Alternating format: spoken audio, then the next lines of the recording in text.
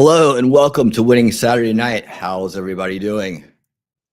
Hey, Snafu, how you doing? Welcome. First one in.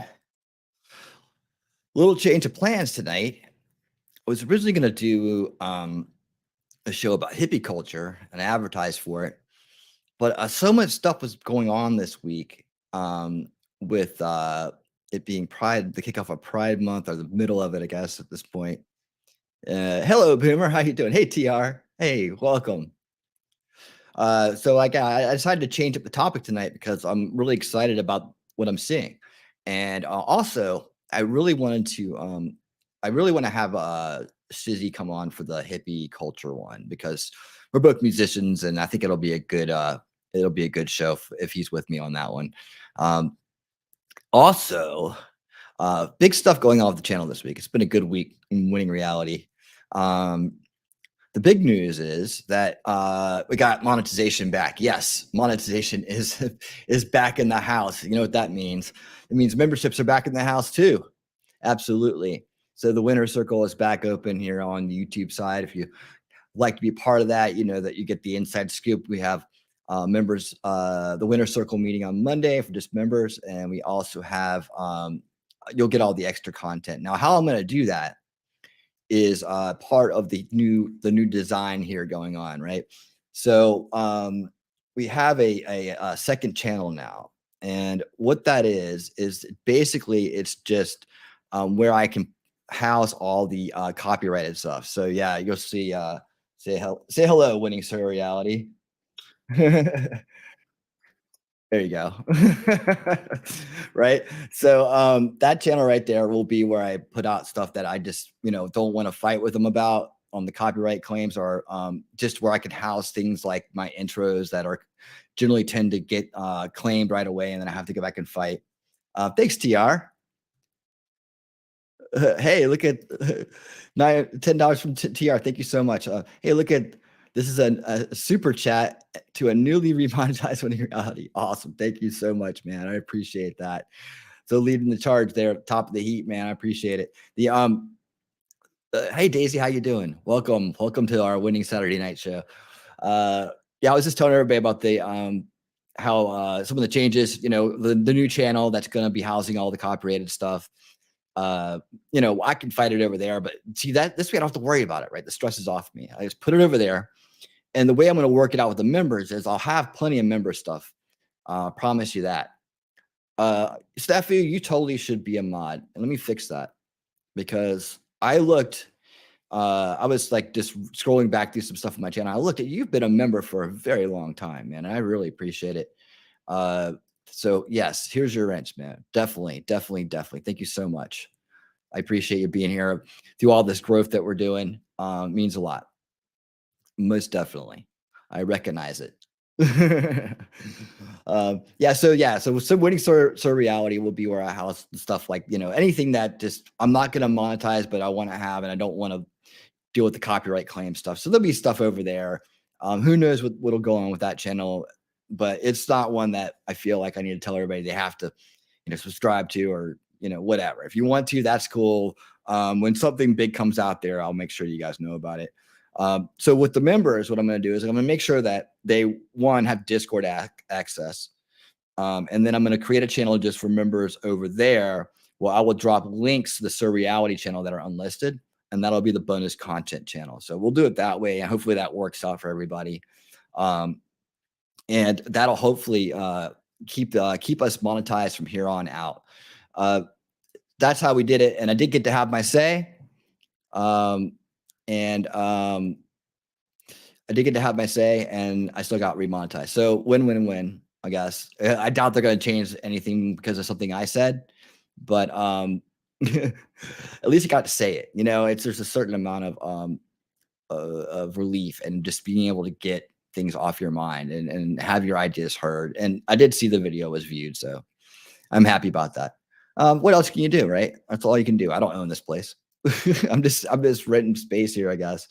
But anyways, that's part of the good news, right? Remonetize. I went through, I got rid of a lot of stuff. I pushed a lot of stuff over to, thank you, Talking Trash the Truth. membership member for 2 months. Wow, how did you do that? Hold on, how did you do that? Because I've been down for a month. That's wild. And so you reapplied though. So you got, when you reapplied, you got the 2-month membership. Okay, awesome. Well, thank you so much for being here. You're the first one to sign back up, and I appreciate that. Every bit of support helps. It really does. I'm hoping that with the upgrade here, the revamp, that I'll be able to get a better push in the algorithm as well. I'll still continue to work on that. I mean, I'm always working on the channel. If you don't see me hanging around, thank you for the gifted memberships, T3. I appreciate that. Gifted membership. Who's going to get it? Daisy gets it. All right. Daisy, welcome back to the winner's circle. Woohoo. Oh, got another one coming up. Get in there, guys. Get in there. I'm not going to allow gifts on my channel, so that way I don't take it. Boomer, welcome to the winner's circle. Boomer, you're in, you made it, you're in. All right. Awesome. I'm glad we're building that back up. Hey, Outpost Nerd, how you doing? Yeah, I'm glad that this is back up, because we had almost 22 members. At least I think, for as a collective, right? A lot of them were gifted, and people have the choice to resubscribe or not. And I understand how all that goes. There you go. Yeah, she's already got into the Legos. Awesome. Yeah, I know how it goes. Definitely. I will say I am a single income single father. There's my play right there. That's my whole stickers. That's what I do. That's what I am. So I appreciate all help. So that's what I'm trying to say there, is like, that's what I am. And it's it can be tough sometimes, but you know what? It's worth every bit of it. And thank you guys so much. The support means, I just can't express how much it means. It means a lot. Because I think we're getting some good ideas and good conversations out there, and we're heading in the right direction. And like I was saying, I hope that the optimization, let's call it an optimization of the channel, to meet YouTube standards, or at least make them happy, will help push me better in the algorithm, and we'll be able to grow the crowd more, man. I want more people to come to the show and enjoy the tunes, right? That's how we talk. That's how we do it here. But yeah, I decided to change the topic up because I wanted to have Shizzy on for that topic, and he's over there in Italy eating spaghetti, I guess, and going to the Leaning Tower of Pisa and doing all the things. He's probably serenading his wife on one of those boats as they stroll down the canal there in Italy. So what's that area called? Venice. I want to say Venice. Is it Venice? Where it's all waterways. That's pretty wild. Yeah, he's doing that. But I got some other news, because I almost changed the topic to UFOs and basically the reemergence of the Disclosure Project, which I've been catching on to lately with all this activity going on about UFOs, and they call them UAPs now or something. So I was going to do that, right? And then I got this idea right in the middle of changing over to that, as I prepared and got a big clump of information and resources together to dive back into that topic and talk about the past history on that with me, and how I took on Project Camelot, if you guys ever heard of those guys, and how they mixed into the Drake scene. So we're getting back into that area now, as I promised a long time ago we would be doing. We just had a little detour down Monograph Avenue.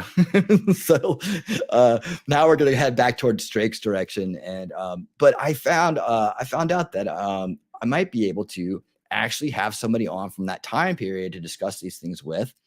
And I don't know if I should blow it or by leaking it out. It's in the works. All I can say is it's in the works. And this lady has been around for a while, and she's well known in the scene, and she's big on UFOs. So if you can put all those clues together, you can figure out who the guest is I'm working on.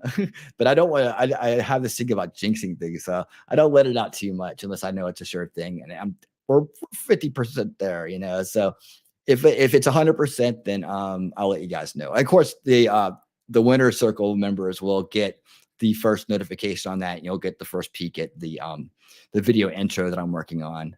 And I've already started working on it. It's pretty good. I does need a lot of work on it because it's kind of a tricky old video from the 80s, and I have to do a lot of like crafting to make it look right. But yeah, I think it's going to come out great. It's actually a song I used to cover too, so even better, even better. Uh, Bedwinning has had a sheets eating grin on all day. Well, kinda when I was awake, I guess. My sleeping schedule is a little wacko right now. I'm trying to bring it back around. But hopefully oh, look, they got a subscribe button in it. Okay. I was looking at the Rumble side there. I'm trying to get it back around the corner to more of a normal schedule, but right now it's kind of whacked. All right. So yeah. So tonight the topic is going to be the backlash from Pride Month, man. And there's been a lot of it, and this is a good thing. It's a good sign, in my opinion, um, because it's coming from the schools, right? It's coming from the kids, and this youth resistance, as I noted in the title, is really going to be the main focus of what we're talking about tonight and what we're looking at. I got some a couple of different channels I'm going to highlight. They're doing great work. And the reason I'm not out there every day kind of pounding it on this issue, which I feel like I should. And I'm actually considering adding a show either Friday or Sunday. I like to consult with my members, but and my close associates as to just to kind of bounce this idea off of them. But I kind of do want to have a dedicated show to this topic, and and I would do like a lot of reviews of just what the guys are doing at daily are talking about that week, and then my opinions on it, and then how it fits into solution culture, right? And then of course, any other experience and knowledge that I have on the topic. I actually invited, let me go send this invite out right now. I did invite a guest for tonight. I don't know if he's going to be able to make it because I didn't hear back from him. Yeah, I still haven't heard back from him, but I'm going to drop him the link right now. And if he shows up, that'll be awesome because he's another guy who's really drilling down this topic. And I think he's even working on a documentary. So if I can get him to show up just for a little while, I think that it'll be great, man. And I hope he does. I know he's doing a similar stream tonight on the Gender Identification Act, or what is it called? Hold on, what do you call it?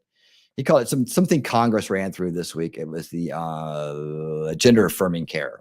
Okay, so all right, but he tackles this, and I'm always throwing content over on his Discord to add to that collection of knowledge that he's working on. He's a very diligent researcher, and so he takes his time with this thing and collects a lot of information and reads all through it, and then eventually he'll put out something very well done, I'm sure. So V Radio, if you're out there, check your DMs, buddy. Yeah. So yeah, there's a lot going on with that. People I think the Quartering's doing a great job covering this day every day. So I know he has 1 million subscribers, and everybody here is probably already subscribed to him, but he's covering it good, man. I like what he's doing on this topic. I like what Black Conservative Patriot is doing on this topic. Another guy that I'm a big fan of here on the channel, and he's been doing some great work too. And it's usually between him, the Quartering, and I know Matt Walsh has a reputation now, but he does put out decent stuff, and he is on top of this woke issue in schools. And you don't have to agree with everybody about everything, right? But when it comes to solutions, man, if they're decent people at heart and they're trying their best and they're not trying to just grift the system and play bullshit, they really mean what they say, and they're trying their best in their own way. You can find common ground to work with them on, and things like this topic. This is a topic that we all need to come together on. It doesn't matter what side of the aisle that you're on, or what tribe you think you're from, or what you think of this person who may be part of it, or that person who may be part of it. It's for a bigger cause, man. Sometimes you just have to set that stuff aside and decide you're going to work together with people.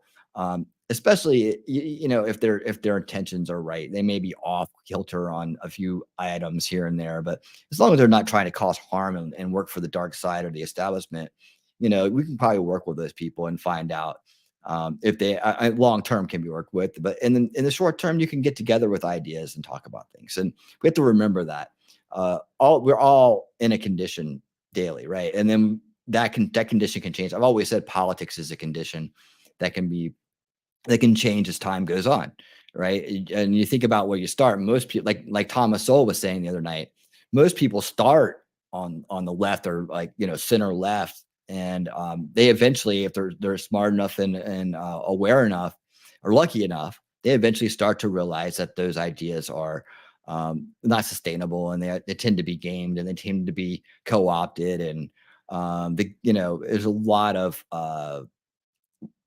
deception going on, and they move away from it, and they stop trusting it. They start respecting themselves, and they move away from it, and they end up eventually in center right, whatever. It's just the kind of the course of that whole the whole thing in life, that condition of politics. And some people can disagree with that, but it's just the way I see it.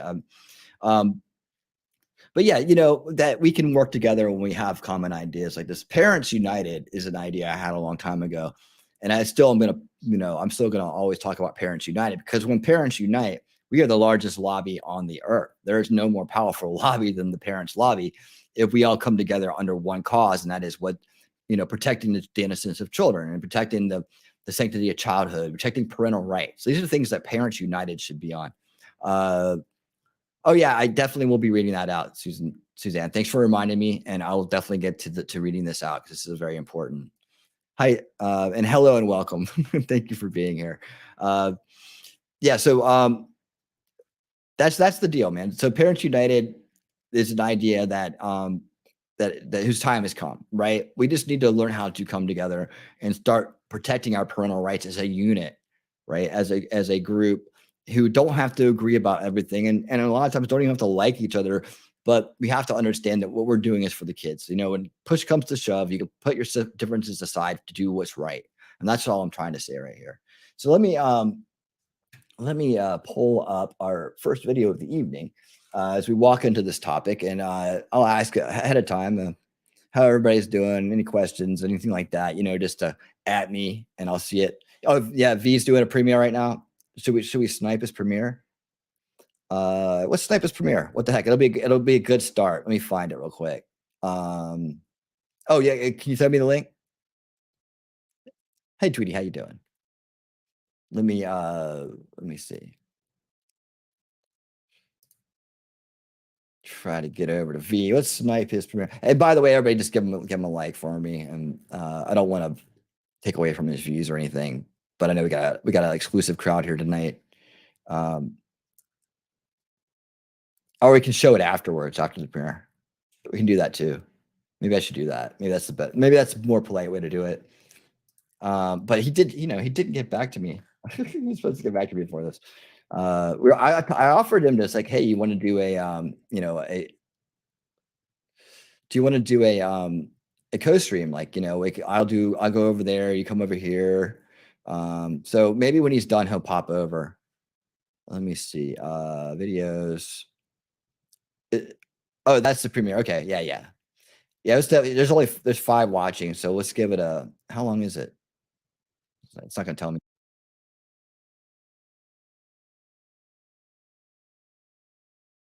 All right, we'll do this.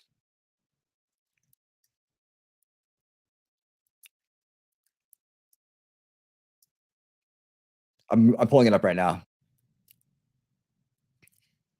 On memory lane, the Wee Spa was an incident wherein a pre-op trans person exposed themselves in a nude Korean spa. For those of you who are not familiar with that, generally they are separated by gender because you are supposed to be nude. You guys And hear that that, means right? that both women and children were present. This is the controversy that exploded. We Spa, so it's okay. I just want to be clear with you. It's okay for a man to go into the women's section, show his penis around the other women, young little girls underage. Your spa, We Spa, condone that. Is that what you're saying? Like I asked. It's so he can stay there. Here we go. He can stay there. What sexual orientation? I see a dick. It lets me know he's a man. He's a man. He is a man. He is not no female. He is not a female. He is not a Thanks, female. Tweety. Hold on. He is. In addition to the extensive coverage by people on the ground, I also want to credit Mary Todd, friend of the channel, who does excellent work in investigating Antifa. But on day one, it was just peaceful protesters who were mostly like soccer moms with cardboard signs like they were at a PTA meeting or something, journalists, and some street preachers. Keep walking. Look at these guys. Just an idea. Bunch of thugs.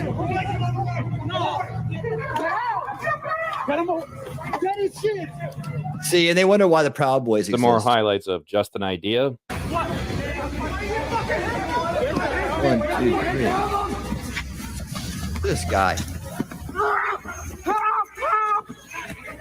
And four little whips jump on him. Peaceful protest, back. Or, of course, this one, which was a fantastic forensic breakdown by Mary Todd. Are you putting your woman in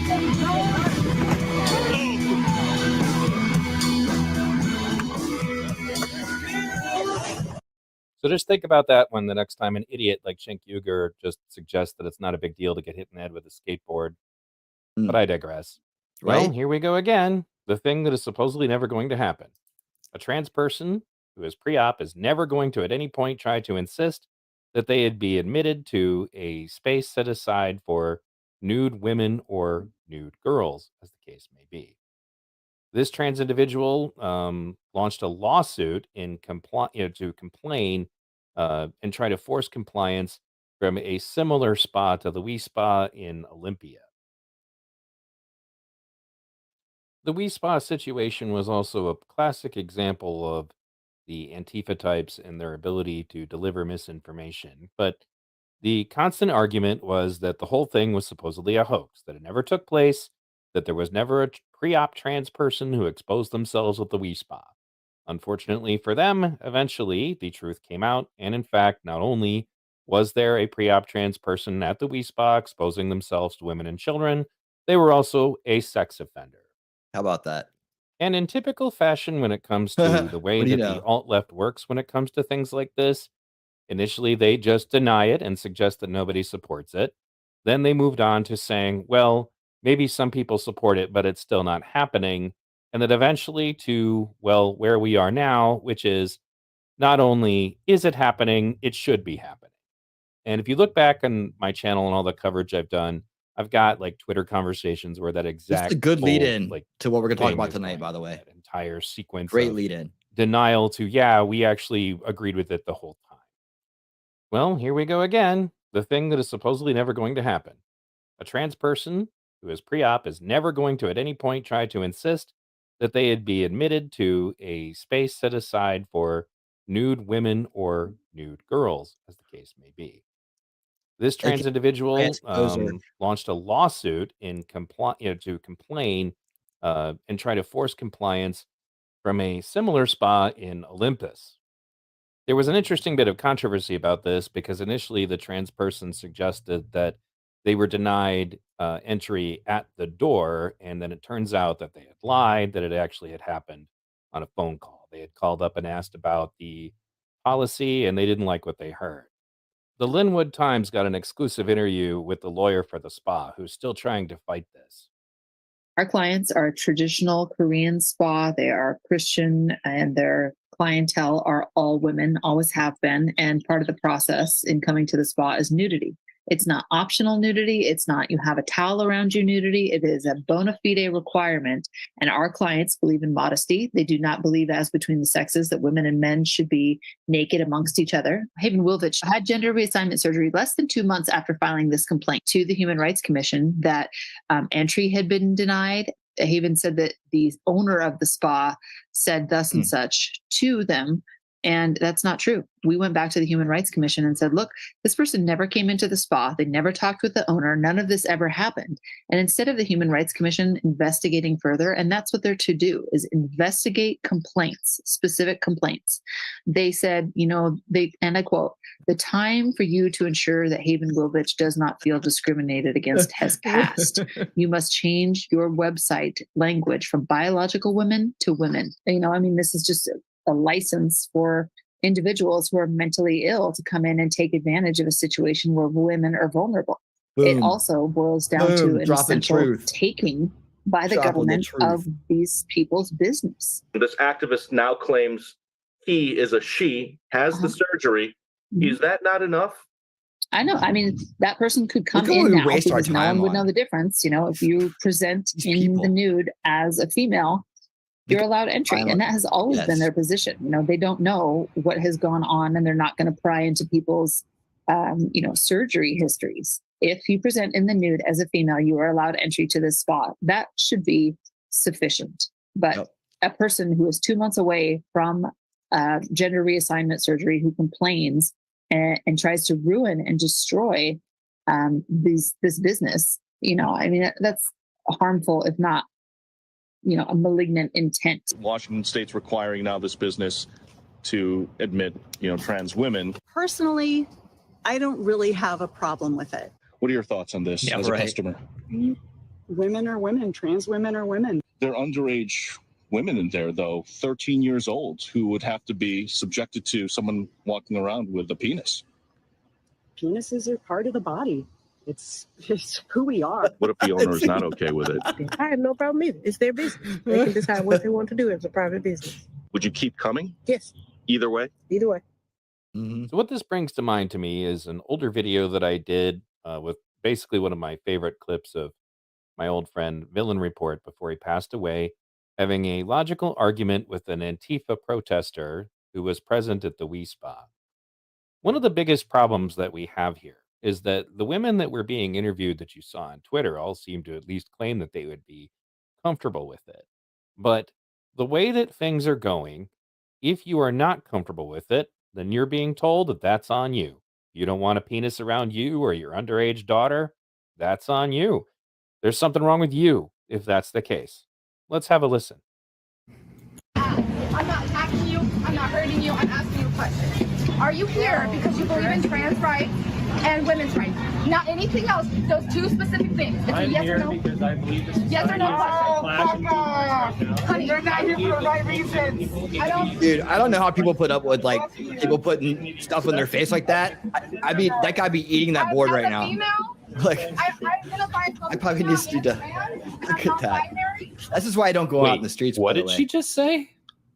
As a female, I identify as both female and trans, and I'm not binary. What the hell does that even mean? How the hell do you identify as both female, and trans, and non-binary? Hey, Texas Jen, how you doing? No, seriously, how can you be all three of those things? Because if she identifies as a female, and she's clearly biologically female, and she somehow identifies as trans and is non-binary, like that enough? What? Did you just throw Pan on there too? I have the right to be in spaces where I feel safe. If a trans woman needs to be in a woman's space to be safe, that is her right. Dude, that is her right. I don't know how he puts up with that. I don't have the patience for that. Getting back to the point here, what she just said is, as a trans person, she has a right to feel safe. If she has to go to a female space to feel safe, then that is her right somehow. And as Villain points out, many females don't feel safe around penises. So what does she go on to say about that? Person, okay? I have a uterus. Women don't feel safe with male genitalia in their private space. Yeah, would So you want to predictably, see a there's guy been with a boner protests walking outside around? of the spa because of this. But I'm going to stay on top of it, and I'll see what happens. No violence that I'm aware of so Walking around the locker room with all the ladies. But at the end of the day, they didn't need don't it have to be naked. because apparently a judge ordered them to just simply allow a pre-op trans person, if they so desire, to enter the space set aside for nude women and young girls. Again, the thing that before the We Spa, we were That's told was a true, probably true. preposterous right-wing fear-mongering It's not a real one. conspiracy theory, and that no such thing would ever happen, and that nobody ever desired it. I'll stay on top of this story. Thanks for tuning in. And be sure to check out all of the other streamers that I suggested today, WYSIWYG, uh, Jaylee Quinn, and Mary Todd, and Villain Report. I will link their channels in the description. But anybody who tells you that Antifa doesn't exist is obviously smoking crack or just spreading lies. Yep. Usually That's the true. second option. That is true. What this, however, again, I really have to come back to this. This is one of the reasons why there's a division between the LGB and the T and the Q, as was pointed out by Leah Keith when I interviewed her, longtime feminist. There are things that the gay community does not want anything to do with, and this is one of them. Yep. So keep that in mind when you're discussing the LGBTQ whatever community, that they're not a monolith. Gays against groomers. I know you proves would, this. Suzanne. I know. Trans against groomers proves this. There are people who have better sense in mind, better understanding of everybody's individual rights. It's just astonishing to me that we went from almost immediately from the Me Too movement that, even making a woman uncomfortable was sexual harassment, even if you didn't intend to suddenly now, if a person decides that they are, female, and just walks around in front of you with a penis, that you're just supposed to be comfortable with that. And if you're not, Yep. well, then you're an evil person. And if you are uncomfortable with it, that's on you. That's your problem. Thanks for listening. Thanks again for tuning in, everyone. Once again, check out hy.page/vradio. Please don't forget to like and subscribe. All right. That's Make our sure good you friend click like on V-Radio. this video. Today, I'm going to be doing a stream where we are going to watch the congressional hearing about trans. There you go. All right. V-Radio. Hey, I love his work. That's why I love it. Right on. It was a perfect intro to what we're going to talk about tonight. Now, I've been labeling these people transposers for over a year now, at least over a year. I mean, they're transposers. This is the loophole that's created. Hey, Corey, how you doing? Welcome. It's a loophole that's created, right? It's the loophole that this whole situation was supposed to create. It seems intentionally. I don't think it's an unintended consequence. If you follow like the evolution of the entire Pride movement, it started as one thing, and now it's become a political organization, basically, and with no apparent leadership, which is the weirdest thing, right? But there is someone out there driving the pieces, like putting the pieces in motion somewhere at some level, right? There's the more radical people that are like the mouthpieces, right? Like people like us don't say, hey, let's go down to this place and protest and do stuff, right? In fact, I'm beginning to believe the more that I learn that protests have always been nothing more than a setup. This whole idea of convincing us it's our right to protest and we should do it and blah, blah, blah. They never tell you how that makes sense, right? What's that, Steffu? Trans-tenders? Yeah. I've been trying to get the word transposers to catch, because it really is. It's just men posing as trans people to get access to chicks or to get, the perversion off, whatever that is. I doubt it's to pick up chicks. It's more like they are trying to just get their perversion off, or maybe get to young women, like, underage women. It's nothing. I don't see anything in there where it's some kind of like, hey, I'm just going to try to pretend I'm a chick and pick up chicks that way. Right. The bad guys never speak. That's true. Oh, thanks, Corey. Hey, I'm glad you're here, man. Thank you so much for being here. I appreciate it. Thanks for giving me a shot, man. Thanks for deciding to click on over. Hey, Jacob, how you doing? Welcome. So happy you're here tonight. Yeah, so yeah, the trans, and I've been saying the entire time, the transposers are the issue, right? Now that concept right there is going to lead us into the second part of the show, which is the third part, the brand split, right? Now I've been calling for a brand split for over a year too, and I think that hey Tam, how you doing? Welcome, awesome to see you here. We were just like talking about these video and what a great intro it was to the topic tonight that we're doing. I did send him an invite, so if you could get him to pop in for a second, if you can. It sounds like he was busy though. But I was like, man, what a great night. We're both doing the same topic. We should team up a little bit and you know, synergize. Yeah, the idea of the brand split is that this is the best way to kind of save the good progress that's been made and get rid of all of the subversion that's come after that. So back in the day, I used to live in like one of the most highly concentrated gay areas in Atlanta, which is Midtown, right? And right off Piedmont Park. And Piedmont Park is where they hold the Pride Parade, by the way, and a lot of other festivals too, and at time. And so, yeah, there would be a weekend where the streets would be blocked off and they'd do their parades and stuff like that. You didn't see kids out there. You didn't see kids in the float. You didn't see, this is like 10 years ago, right? And you didn't see a big mix of, you just had one flag, right? And literally in that area, it just meant, if you saw a rainbow flag in front of a bar, it just meant it was a gay bar. You're going there. You're welcome to go in there, but that's where, hey, we're over here, guys. Come meet us over here if you want to do what we're doing, right? And it was no big deal. Nobody cared. You walk down the street, being a straight dude, they're not harassing you. They can tell you're straight. They don't harass. Like very little issue with that at all, they kept it themselves and just wanted to just kind of just not be given a hard time. And that's turned into this activism for these supposed rights and privileges that they need, which they've really had for a long time, at least, from where I'm at. Maybe there's some place out there where there's this, it's like, the 50s or something and people are getting thrown off buildings, but I don't think that's the case. I think that we've all grown to just be like, oh, who cares? I mean, we got our lives, you got your lives. I know straight guys aren't. This whole thing about being phobic is just the stupidest thing I've ever heard. What are you scared of? What? They're going to convert you? I mean, what are you scared of? It's like, no. I think that maybe what the phobic is now is that they're going to try to, indoctrinate kids or groom kids. And that's what it's turned into, right?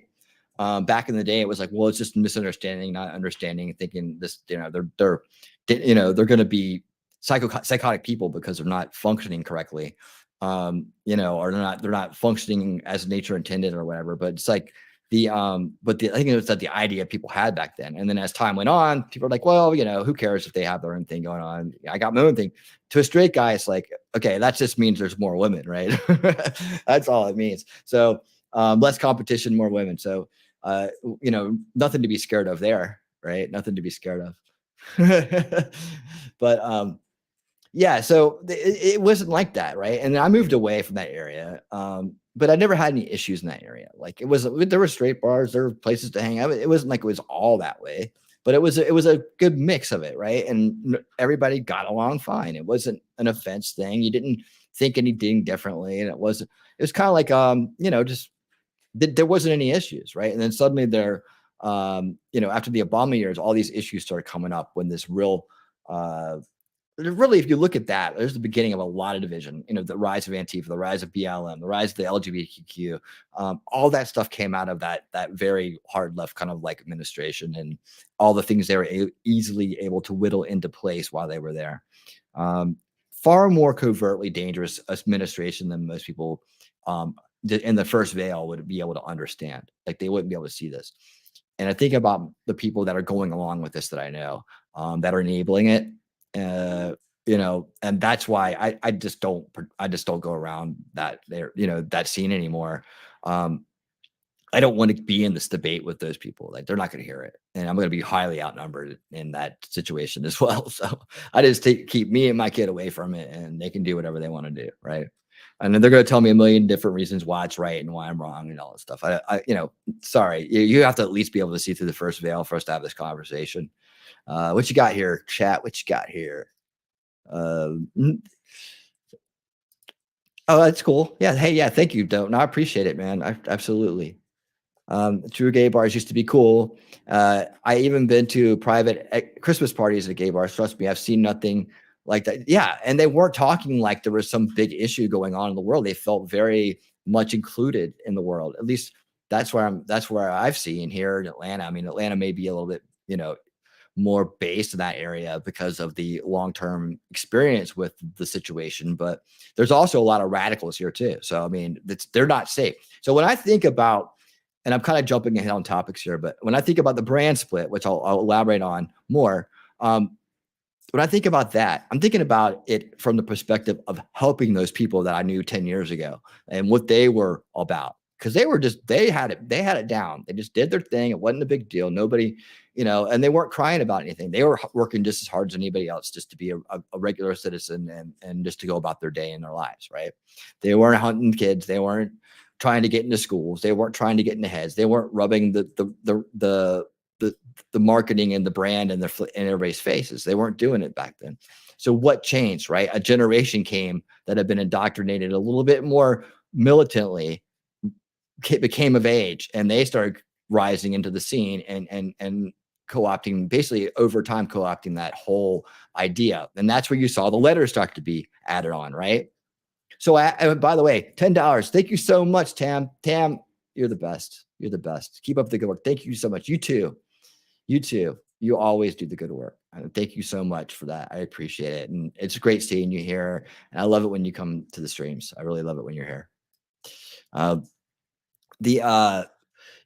when they started adding the letters on, right? And I go back to like me trying to figure out where the leadership for this organization was. Like, I did do the research on this. I went and tried to track down, and I learned and understood how they started springing up these organizations everywhere. Of course, if you track the money back, it goes back to 4 or 5 foundations, which are then founded up the ladder by the Soros people. So yeah, like don't, it's back in the fifth veil where, the global control mechanism is, right? He's pumping out the money through the foundations to make sure that the destabilization and the demoralization process continues here in the United States. So and worldwide for that matter. And we'll hope that his son, who's just recently taken over, if you guys didn't know, old Georgie stepped down. He's finally going to retire and go hang upside down in a cave or something. But he finally retired. And so his son's taken over control of everything. So now we got a whole nother generation of Soros in charge, right? And so let's hope that Boss Media, best Pride Month ever. Yeah, so far, yeah, we're gonna see why too. That's for sure. So let's hope his son does a better job than he does. Maybe he isn't like his father and will actually come around and undo a lot of the things his father did. Maybe he's just been waiting his turn, or maybe he's just as bad. Who knows? San Francisco gay bars in the 90s were the best place for dancing. Now I won't go near San Francisco. I bet, right? I won't either. One of the technologies that I work with has conferences, and San Francisco is a big place to have like summit conferences and things like that for technology. And yeah, they moved the one that I was with to Vegas. Like, they moved it, and then when they wanted to go back to San Francisco, I was like, nah, I ain't going back there, man. I ain't going back there, even though it's a couple blocks walk from the hotel to the center. It's like, why go there? There are some good restaurants though, but man, otherwise, forget it. Boss Media, thank you for being here. Yeah, you know what? We're getting ready to get into that right now. Like, why is this the best Pride Month ever? Resistance, youth resistance. That's the big thing. And I actually talked to my son about this earlier before the stream. And he told me, I told him, I was like, hey, I'm seeing a lot of youth resistance to this woke stuff, dude. He's like, yeah, we're all kind of over it. It's like, we're all kind of like, the veils have been pulled down. He was talking about this meme that went around about a Giga Chad and the guy from Psycho, and somehow that's Psycho, Jason Bateman. He said somehow this combination of a meme and this personality type somehow did a trick, and it became a joke and a comparison kind of thing to that idea, right? And I don't know how it worked, but evidently it's got a lot of them just like they just ridicule it now. They're all ridiculing it. So that's a great sign that the base kids are growing up. They're growing up, and all the work that the parents did in those years to protect them and keep them right and educate them it's going to start paying off.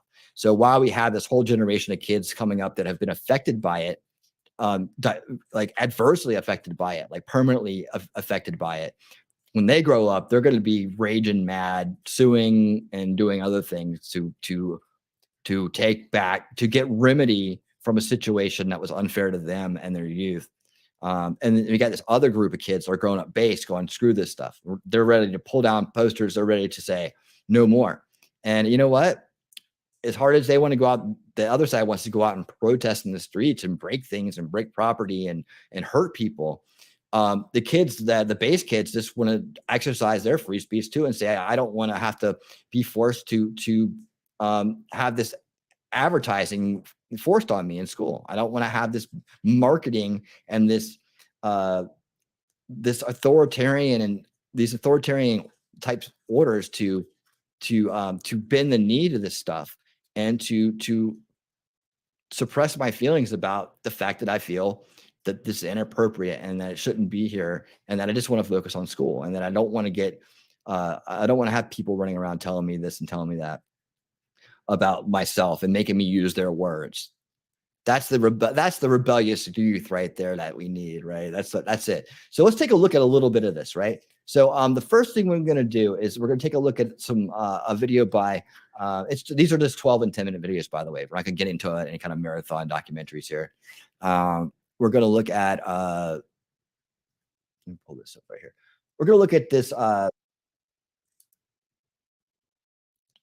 video by Black Conservative Perspective, not Patriot Perspective, my bad. And he's going to go through and kind of set up two of these incidents for us, right? And then we're going to talk about those as we go.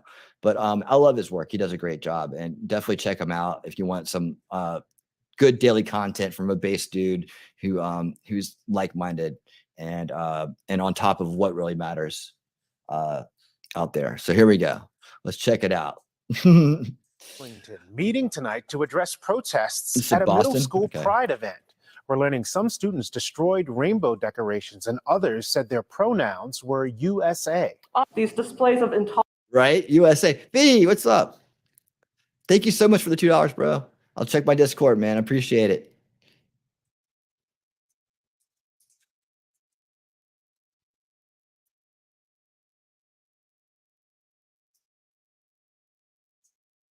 See, awesome. Okay. Okay. Yeah. He's going to, if you want to join me, I can give you a restream link and it will allow you to add all of your channels to the stream. Okay. I guess that's, yeah, let me see, man. Let me see. Hey, NL, what's up, man? How you doing? Welcome. By the way, V, thanks for the $2. And thank you. And you keep up the good work as well. We did watch your video with you and it was good stuff, bro. It actually set the show up really well too. Like you hit some great points that I was going to go into, and it helped me like illustrate those points better, man. So thank you so much. Man, I'd love to do something with you tonight or sometime soon. I was telling the crowd about I was thinking of starting a show just on this topic, like once a week kind of show, and just kind of highlight what's been going on that week and talk to people like yourself who are highly involved in the daily kind of like attack on this and just, you know, do my part to kind of help raise the awareness and further the work of people like yourself. So hopefully that works out. I guess what you're saying is like you could send me a link and I can add it to this somehow. I don't quite follow your DM, but we'll talk. All right. So anyways, yeah, USA is your pronouns. I mean, that's pretty clever, right? Tolerance and homophobia are unacceptable. This type of intolerant rhetoric starts in the home. Parents angry. Why do they have to read that? When I saw this for the first time, I was like, why are they having to read that? Would a ChatGPT write it for them? Like, if you feel it, I'm sitting here, I don't got a script. If you feel it, you could say it. You don't got to look down at a piece of paper and this is intolerance and this, come on, it sounds like their spokesperson's reading a prepared statement. Angry at town hall over intolerance at Marshall Simons Middle School. Boy, oh boy, oh boy, oh boy, oh boy. Do I got a story for you guys today? As woke parents are outraged. They're outraged over some base students deciding to destroy pride decorations at school after being told to come to school dressed up in pride gear for, I guess, the school's pride day, right? And these students. Okay, so what are they doing forcing kids to dress a certain way?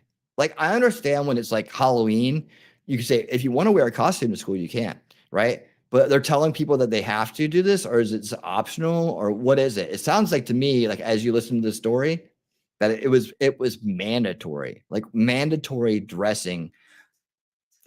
I did. Whoa.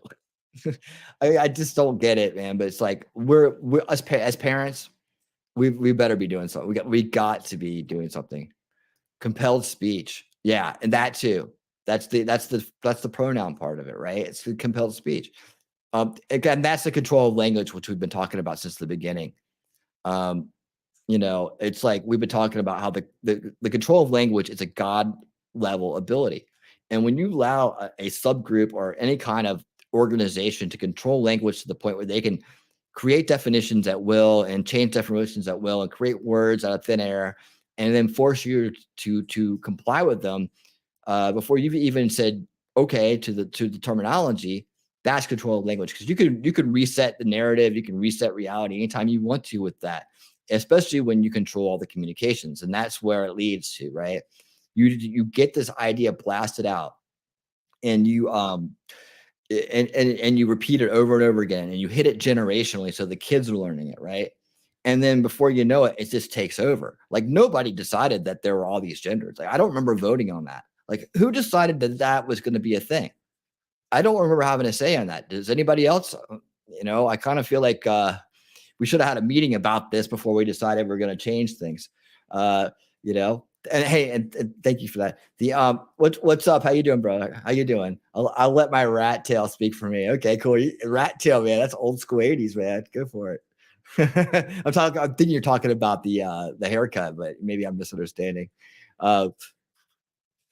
Man, TR, thank you so much. $20 for TR, man. Not to derail your show, winning, just super excited. Finally done with the CDL training. All right, I now have 2 or 3 days of classes. Then I get my own truck. Riding across America with winning and T-Rex should be returning soon. Awesome. I cannot wait.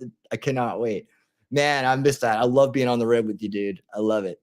Man, I can't wait, man. Thank you for the $20, by the way. And just let me know and we'll start getting those going again, man. I'm so excited for you, man. You really earned this. You've done a great job. You stuck to your guns. TR is a solid dude, man. He's a solid dude. Solid dude, ladies. Solid dude. All right. Cool. Thank you so much, TR. Appreciate that. See, Canada has controlled speech since like 2020. Well, controlled speech is just the fact that you can get a mob together and change words at whim. Like this, like you're going to hear it later on. And I got some other things. The word cisgender is going to come up and you're going to see me hit the ceiling when I hear it because I do every time. Like, don't you're going to make up something for yourself. That's fine. You don't make up something for me. I'm going to be straight. I'm straight and I'll be straight to the day I die. All right. That's the way it's going to be. And that's the way I'm going to say it. You want me to call you whatever thing that you've made up. That's fine. But don't try to change the definition of my identity or whatever, the one that's been there for centuries. Right. And then how do you get in there and change the meaning of words that have been ingrained into society since civilization started, like gender, these concepts, and do it like almost overnight? Like, I mean, how can it go from, was this even going on 4 years ago, 5 years ago? When did the regendering the thing start in mainstream, like outwardly, right? It started when one generation got to college about that time. And you can almost time it that way, that this one generation had been groomed into the idea of inclusivity, which they've totally bastardized, right? As meaning your alternative or weird self is more important than what is normal, generally known as normal or throughout the history of mankind, right? Like somehow that's abnormal now. And that's really what the grift is. The grift is to make you believe that being normal, being straight, being who you are is abnormal, right? And that being abnormal is what's normal. Canada's not had controlled speech until this year. Okay. Well, what does that mean? Like they literally have laws that control your speech? Or I hear the word controlled speech. I guess that's what you can and can't say, kind of like the speech police or whatever. That's sad. So you can actually be arrested and things like that, right? For that. There's more control, more mind control, because you control what they can say with restrictions. Then you're controlling their mind as well, because their mind has to stop them from saying that. And that's a form of obedience and a form of submission. That's why we cannot tolerate the control of language. And I say, these kids pushing back, good on them, man. Good on them. They give me hope that this whole tonight, if you this is a topic that's been bugging you like it has me. This episode tonight is you're gonna leave here feeling hopeful and empowered and feel like things are going in a good direction. I promise you that. By the time we're done here tonight, you're gonna leave here with a great feeling, and we're gonna end it off with some music and some other stuff. We'll have some fun at the end, but you're gonna leave here feeling good tonight. I promise you that. So stick around. We'll get through this here. Student said, you know what? I'm not having this, right? We don't want to participate in this. And they decided to vandalize property or to vandalize some of the pride decorations to take it down in response to the school's Pride Day. And woke parents are outraged about these.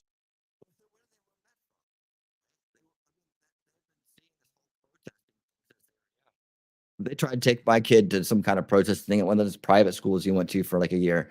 And I was like, they called me up and said they're going to take him to some kind of social justice workshop or something in the middle of school.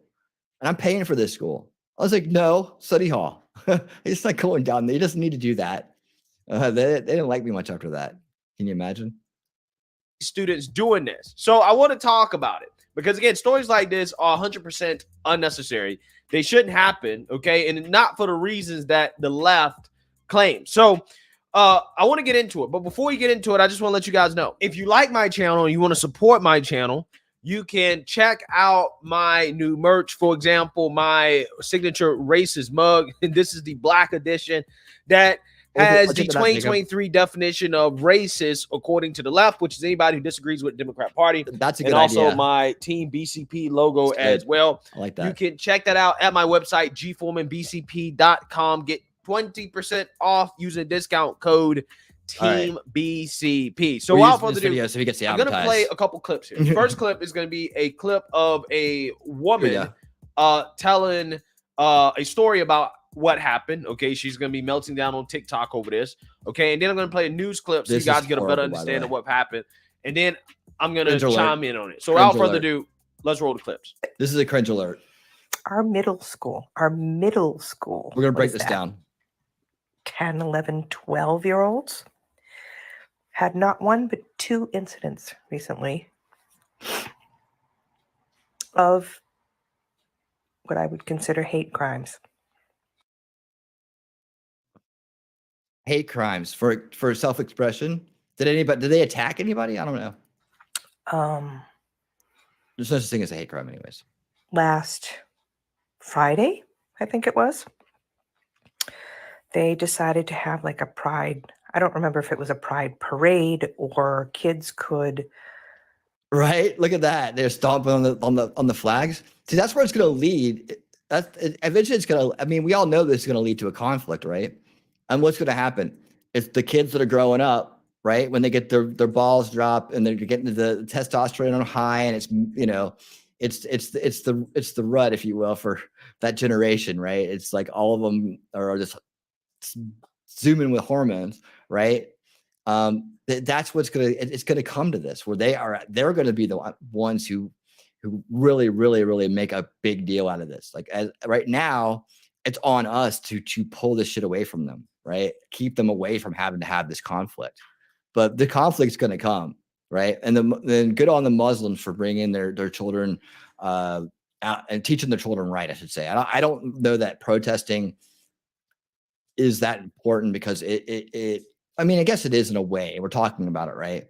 But I just wonder about the optics of it, right? And I feel like every protest that's out there right now is just going to be spun optics for the First Veil people. And really, I don't see how that can benefit if it doesn't actually do something that day, right? If it actually changes something, then I'd say that's good. But man, it really would be better if we could just sit down as adults or come together as adults and actually just make rational decisions, kind of plow through these bullies that are running the school system, that are gatekeeping all this stuff. But we'll let this frantic woman continue. Wear pride colors or rainbow colors and pins of support and stickers and stuff. And so, you know, as they should. Me and Suzanne's kids are going to be there were fighting some this stuff together. middle schoolers. I will say that again. Middle schoolers that dressed in red, white, and blue. Look at how she holds her chest when she says that. I mean, is it just because she's like has breathing problems, or is that really dramatic? Red, white, blue. Like it's like, oh my god, not the colors of the country. It's And like, from what I have read, we're in the halls ripping down handmade pride signs all right, I'll stop this. and chanting things like, my pronouns are you, S, and A. Deliberately misgendering staff. And like I said, vandalizing pride signs. Okay, so deliberately misgendering stats. So how many trannies are working at school? Like and how many of these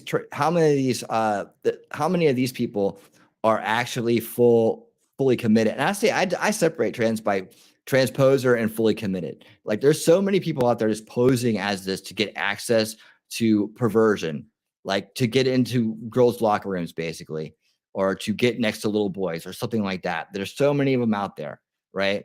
That I don't take it seriously unless you've actually fully committed. Like honestly, you shouldn't even be calling yourself trans unless you've actually gone through with the surgery. This whole like pre-trans stuff. No, it's just, that's the loophole. You see, that's where the loophole came in. They're getting into this loophole every time. And that's why I say transposers are the real issue, right? The ones posing using the rainbow colored umbrella to hide under, right? Those are the ones causing all the problems for all the decent ones out there. For all the ones who just want to be left alone, for all the ones who know they got some kind of problem and they just want to be left alone to have a normal life, as normal as they can, or the ones who choose to have a certain type of lifestyle, they just want to be left alone, not feel like they're in danger, right? Or not feel like they are second-class citizens, right? And nobody should be, and nobody is. It's all a state of mind at this point. But these exploiters, these perverts, these people that are just transposing, they're the ones that are always behind the issues. And if you have noticed, they've become the mouthpiece of the LGBT. Like usually it's like the lesbians, they have the strongest voice usually in that group. But these people are starting to overpower them with wigs. It's like men with wigs are overpowering the lesbian style. It's like, and lesbians want nothing to do with it, which we're going to talk about too. Goes back into the brand split idea. But let's get through this lady because she's got a lot of things to talk about. And if that isn't bad enough, on Monday, there was an incident of anti-Semitic and anti-gay graffiti in the middle school. Okay. What do the two have in common? Nothing. So what she's trying to do is draw a correlation between the kids who are standing up against the indoctrination that they're feeling and the alt-right. So the alt-right is always labeled with the anti-Semitic label, right? So what she's trying to do now is draw a correlation. And that's a very manipulative thing to do. And you can see it by her pressed lips and the way that she's looking at the screen. She thinks she's just gotten away with it, right? I'm just pointing this out.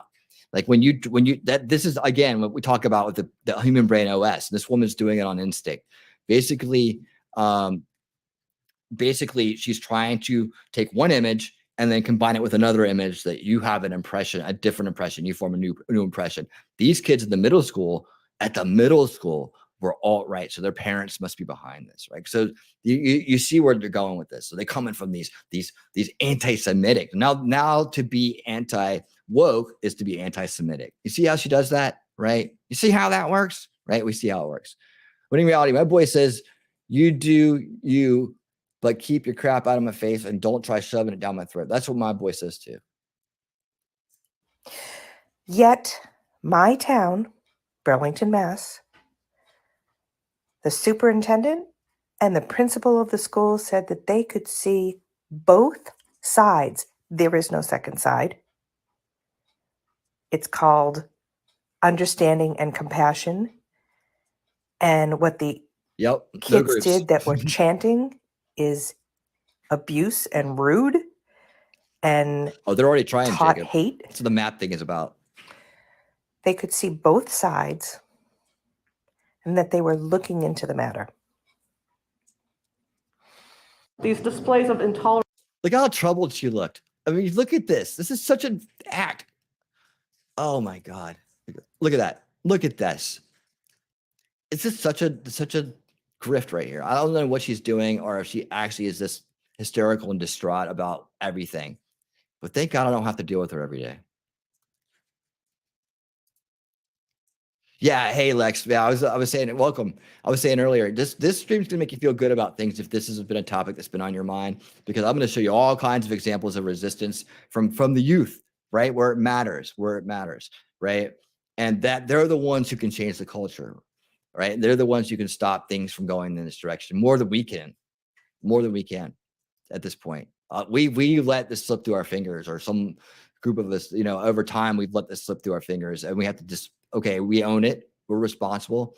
Now we're going to do the right thing. We're going to teach our kids right. We're keep our kids away from it. We're going to stand behind real solutions to the problem, right? We're going to try to get things back on an even keel, and let's just go back to being people. How about that? I mean, that's a great logo right there. Let's just go back to being people, right? Let's just stop all this stuff. I don't want to know what you do in your bedroom, and I don't want you telling everybody. I don't want you telling my kid about it. Is that so hard to understand? I mean, you don't need a month to feel special. You don't need a month of people waving your brand around, right? It's just, we've never done it before, It's like, it would be completely perverted if we just have a straight month and just talked about straight sex all month long, right? It's, oh, yeah, I'll have a parade about it, It's like, that doesn't make any sense. So why would we do it the other way around it? And if you want to be treated like everybody else, don't try to act like, try to act like everybody else. Don't try to act differently. I don't understand how hard that is to to get, but some people have a really big problem with it. But anyways, let's move on from this poor woman, and hopefully she got some sleep at some point over this horrible thing that happened with these kids actually standing up for themselves. These displays of intolerance and homophobia are unacceptable. This type of intolerant rhetoric starts in the home. Parents angry at town hall over intolerance at Marshall Simons Middle School. Kids were asked to wear rainbow clothes in honor of Pride Spirit Day, but some organized a counter-protest wearing red, white, and blue or black. The principal sharing a statement to families that Pride posters were ripped down, stickers ripped up. Some students chanted "USA are my pronouns," and students showing Pride were intimidated. It was an unruly disruption, in fact, that was. You see her eyes? These are believe me eyes. Like, you see how her eyebrows are way up high and her eyes are real wide. So she's trying. This is like, believe what I'm saying. Believe what I'm saying, right? So this is a way to kind of like covertly kind of convince people of what you're saying is true, or at least assure them of that. Was organized ahead of time. While some parents were upset, others say it was overblown. Some of the kids threw the stickers on the ground, but I can only speak for my daughter. She didn't want to wear that to school. It's not that she wanted to hurt anybody's feelings. She says her daughter. Okay, so everything she said was just true, and you can tell by the way her eyes were, right? She didn't have that believe me, look on her face, like, stuck in the headlights. She just stated the truth as it is, right? It's like, this is it. She just didn't want to do it. Felt coerced to participate in the Pride event and was offended by some of the Lucky messages. winner. Welcome. Like this Thank quote you. From Tennessee Williams. Human heart cannot be straight. It is curves and winds. And my daughter just kind of said, Mom, that's offensive to me. Right. I am straight. But even parents like her, opposed to the Pride Month celebration, say the ripping of posters was wrong. I think destructing any property is wrong. I think, I just think that was wrong. Parents and community groups now calling for the town and school board to act and support diversity, equity, and inclusion. The incident sparking discussion at home on both sides. My thing that I teach my kids is just be kind. And I wish the schools would just kind of pump the brakes on what they're shoving down these kids' throats. The issue of pride in schools is very controversial. I understand that. I think we need to start at a place of commonality. They organized themselves, so they came to school wearing, outfits and face paint. And if they're big enough to do that, then they are big enough to have this conversation. And they should. Okay. Yeah. We know what side she's on. She's got the rainbow hair going on in there, right? It's just like, we are going to have to contend with these parents that are kind of like bought into this stuff, and they're not as educated or is drilled down on the topics. They're not looking past what's in front of them, I guess, or maybe they're really just part of it. I don't know at this point. It's hard to say. I just know that you do pick a side. I mean, there is sides to be picked in this fight. They should be having this conversation. Now, the principal says that no one was forced to participate in the Pride Day event, but now parents on both sides want dialogue. Live in Burlington, Sean Shiabat, WCVB News Center 5. Yeah, I'll say something and then I'll let him say something, my virtual co-host here. But yeah, that they say now they're kind of like watering it down, saying that it wasn't mandatory, but they made a big deal out of it, right? And how long do you think that they advertised that week, and how long do you think they planned for that week, and how there was assemblies and special announcements, and the fact that they littered their marketing all over the school? It shouldn't belong there. I mean, you don't go advertising, even if it was like, let's just take the fact that it has to do with sex out of it for a second. It's a group. It's a, and not only that, it's a group with political ambitions at this point. You wouldn't advertise it in a school. Like, I guess maybe there was BLM posters up in school. Maybe there was Antifa posters up in school. I don't know. But would you put Antifa? Would you have an Antifa month, right? Would you like just have hooded guys there handing out pamphlets about how to join? And what other things would you not do, right? And then compare it to this. It's like, where do we get off having a whole month about the sexuality of supposed sexuality of people? It's really about the teacher sexuality. And then the kids, we all grew up, we were all kids at one time. We know how it was. It wasn't like this. There was no need for this. Was there a need for this? I never saw a need for this. What good is this doing? How is this helping everybody at once, right? Wouldn't the idea be just to put away the gang colors, right, and the gang signs, and just treat everybody the same, just treat everybody equal? Look, if you want to dress like a peacock and come to school and be flamboyant like that, okay. We had goth kids, we had all kinds of things going on at school that were different, right? You can do that if you want. You can express yourself during those years. You may try several different things. I don't, who knows, man? Some kids need that, but you don't turn around and make a big deal out of it. Like, it wasn't like goth kid days at school or goth month. Like, I'm just thinking about the trench coat kids and all that stuff from my day. But it's just like, they didn't have a month for those people. Like, well, why would you do it for this? I mean, you can call it a lifestyle. You can call it a goth lifestyle if you want to, or, whatever. You can make up whatever you want to about it. And then that's all this is. Like, it's just so unnecessary. We're not talking about academics anymore. We're trying to keep adults from messing with kids at school now. That's what we're doing.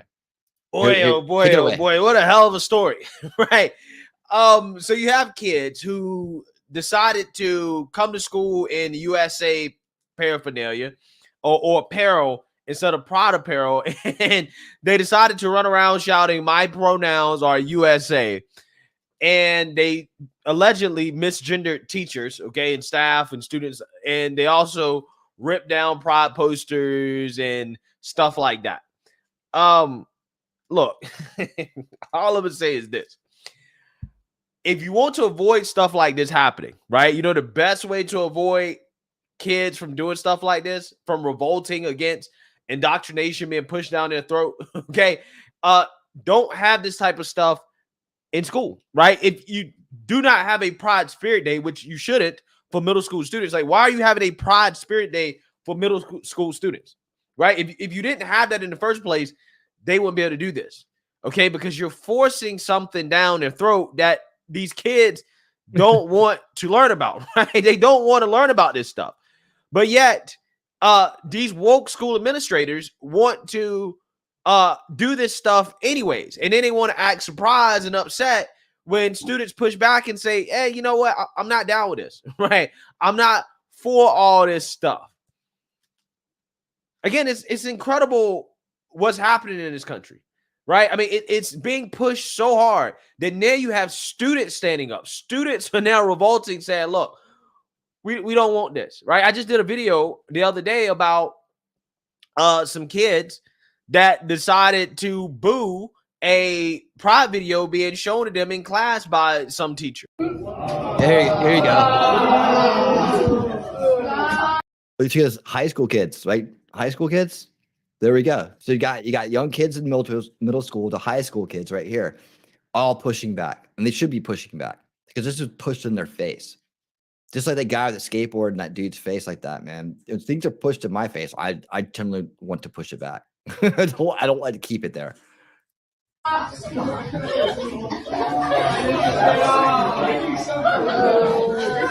to what this teacher does. Why are you showing this to kids? Hey, I'll warn you guys now, if you're going to be inappropriate, I will have supervision down and give all of you a Saturday school for next year. So here comes the authoritarian to threaten punishment for non-compliance. knock it off. Okay. Yeah, so my point is this. How does that woman have any authority over children? Like, how does she have a job when she thinks like that? Yeah, ask me again why I homeschool my kid. Me too. Online school, you got homeschool, depends on what you can do. There's all kinds of options out there now. And I'm telling you, online school is affordable. It's affordable, and you can get them in a good school where they won't be having to deal with this stuff. These people that are pushing this stuff down people's throats, they claim they do it because they don't want kids to grow up and to be bigots, right? They want the LGBTQ community to be accepted in society. When the problem is that one, the LGBTQ community is already accepted. There are no rights that the LGBTQ community doesn't already have. They have all their rights. They're not fighting for any real rights. Okay, the ones that are so loud about fighting for their rights are actually fighting for special privileges, right? Not rights, but privileges that are not afforded to anybody else in society. Boom. Boom. Well, it's that too. Hey, Cool Frog, how you doing? Welcome. It's that too, right? It's that too. It's like they already have all the rights. Like, what is the purpose? This is what started me on this adventure. It's like, what is the purpose of this organization? It's a marketing and promotions organization. That's all it is. There's no rights going on that are left out here. Like, what rights are you fighting for? It's all down to either privileges or marketing, right? And what are you marketing for? To get new customers. Okay, but the honest to God truth is that you're not doing the LGBTQ community a service by pushing this stuff down people's throats. Actually, what you're doing is that you're creating more animosity towards the LGBTQ community when you do this. Because again, you're forcing this on people who just simply don't want to be exposed to it. Okay, again, you're pushing something that has to do with sexuality, aka sex, on children in school. And then people want to act surprised when children who were raised correctly push back against this and say, I'm not down with all this, right? I'm not down with this agenda. Again, do you think that you are creating students that are going to be accepting of the LGBTQ community when you do this, when you force this on them? Or do you think that you're actually creating more animosity, right, towards the LGBTQ community? I would argue that you're creating more animosity. I would argue that this is hurtful, that this is actually harmful to the LGBTQ community promoting this stuff. Because again, they don't have to witness students vandalize LGBTQ paraphernalia if they're not pushing this stuff down kids' throats. If they're not having pride events in school, you don't have to witness students revolting and pushing back against it, right? Because apparently that's so traumatic. Okay, that's so traumatic for the LGBTQ kids, right? So traumatic for them. Okay, that's why they're calling it an act of hate. But again, I would argue that the best way not to witness these so-called acts of hate is to not have this stuff in school in the first place. Boom. Prevention is the key. Prevention is the key, right? Just don't have it there. Like, we didn't have to deal with this stuff back then. I mean, you had to deal with life in general, right? But this whole other thing on top of it, this is so weird. I feel bad for this generation. I feel bad for this generation. This has been their experience. This is what they get. They deserve better than this. I mean, even the ones that go to public school and all that other stuff too. They deserve better than this. This is their memories. Oh, I remember back in school. Yeah, they were trying to turn me gay. Or trying to get me cut off my dick. I mean, it's like, is that what they're going to remember about their schools? Not the fun stuff and all the cool memories and, whatever ones you take away from the school. Some people have a great time there. Some people don't have a great time there. They have a great time at other places. But, still, they shouldn't have these adults infiltrating their minds and their lives at school. They should be able to go there, learn what they need to learn, get some action in, get some exercise, meet some people, talk to people, make some friends, but then get the heck out of there and come on home and do your life, right? They're turning school into their life. They're turning school into everything. That's another thing that we need to be aware of this, right? It's just not fair to this generation, man. I'll never stop thinking that. Hopefully this experience will make them stronger people and make them more fierce to resist it in the future. And they'll be the ones with the final say on this and the final solution. Just to have school focused on, I don't know, reading, writing, math, okay? All the things that they're actually supposed to be focused on. If you focus on that, then you don't have to worry about this stuff. But instead of getting less woke, okay, because wokeness is the problem here, you have some big brains, parents that are pushing the school board to have more DEI, right? So to, I guess, incorporate their DEI department or to have one or something like that, right? That's what they're debating, okay? Reinstating some type of DEI initiative to help with this. And it's like, no. Again, that's the problem. The problem is that you're being too woke, okay? You're being too inclusive. We don't need to be including pride or racial propaganda. Okay, let me name both here. We don't need to be including any of that stuff in school. The only diversity and inclusion that we need in school is reading, writing, math. Okay, anything more than that, okay, actually learning what you're supposed to learn in school, we don't need it.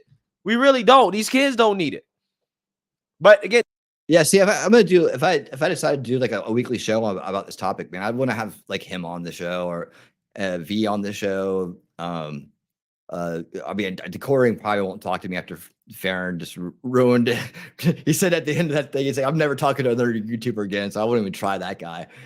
But like that, we didn't have this conversation. We need to be able to coordinate and all know each other and work together. Now with V started some, he's going to do a 3-hour breakdown of the congressional hearing tonight. He broke it down to a shorter video. It's about that Gender Affirming Care Act or whatever they're talking about. I talked to him behind the scenes. He invited me to end this stream and join him on that stream and kind of stream it back here. But we kind of talked about it. Now I really want to go through this information with you guys because it's a real good feel good kind of groove I got going on for the night. And I told him that when we're done here, I'll reach back out to see where he's at, and if it's doable, I'll redirect the stream there and go hang out with him. So it depends on which one of us is done first, I guess. But anyways, let's get back going on this one here. That's why I like this guy. He makes such great points, man. Such great points. Yeah, they will never Brandon learn, Tatum too. right? They will never, ever learn. They're going to continue trying to force this stuff down kids' throats. And it's no surprise that you have kids across the country that are standing up to this stuff and saying, look, I don't want to learn about this. I don't agree with this. And again, this is what happens. I don't condone vandalism, but I'm just saying, right? Hey, maybe you shouldn't be pushing this stuff on kids in middle school and this wouldn't happen. So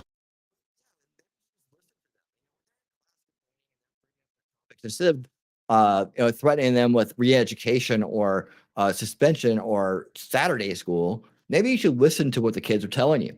You want to listen to every kid that says they don't know who the hell they are, but you don't want to listen to the kids who do know who they are and what they're feeling, what they're going through. Yeah, they're going to react. I don't blame them. Honestly, I don't blame them. It's like, you guys asked for this. You asked for this reaction. And honestly, I'm what can I say? When you don't listen and you don't treat them like people, this is what you get. It's what you get.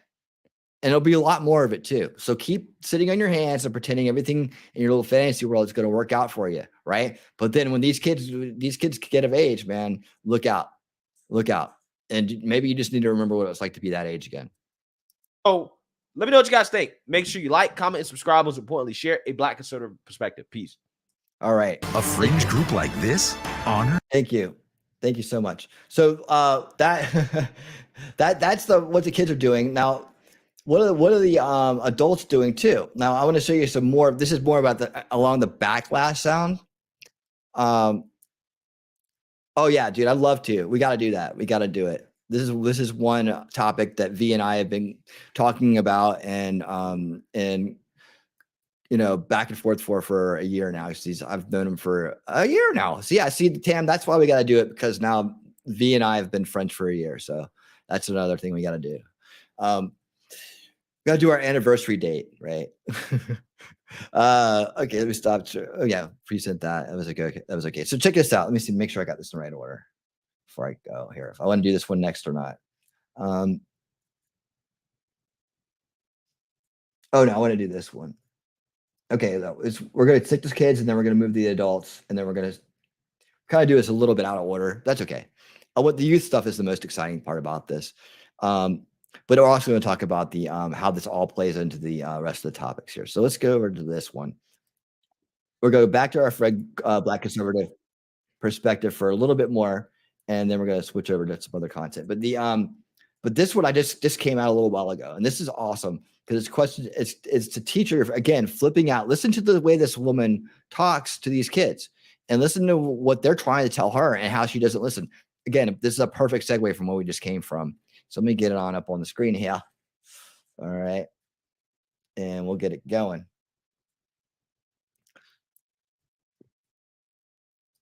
All right, guys. So we got to talk about some pretty crazy audio footage that is going viral that comes from Turning Point UK. Okay.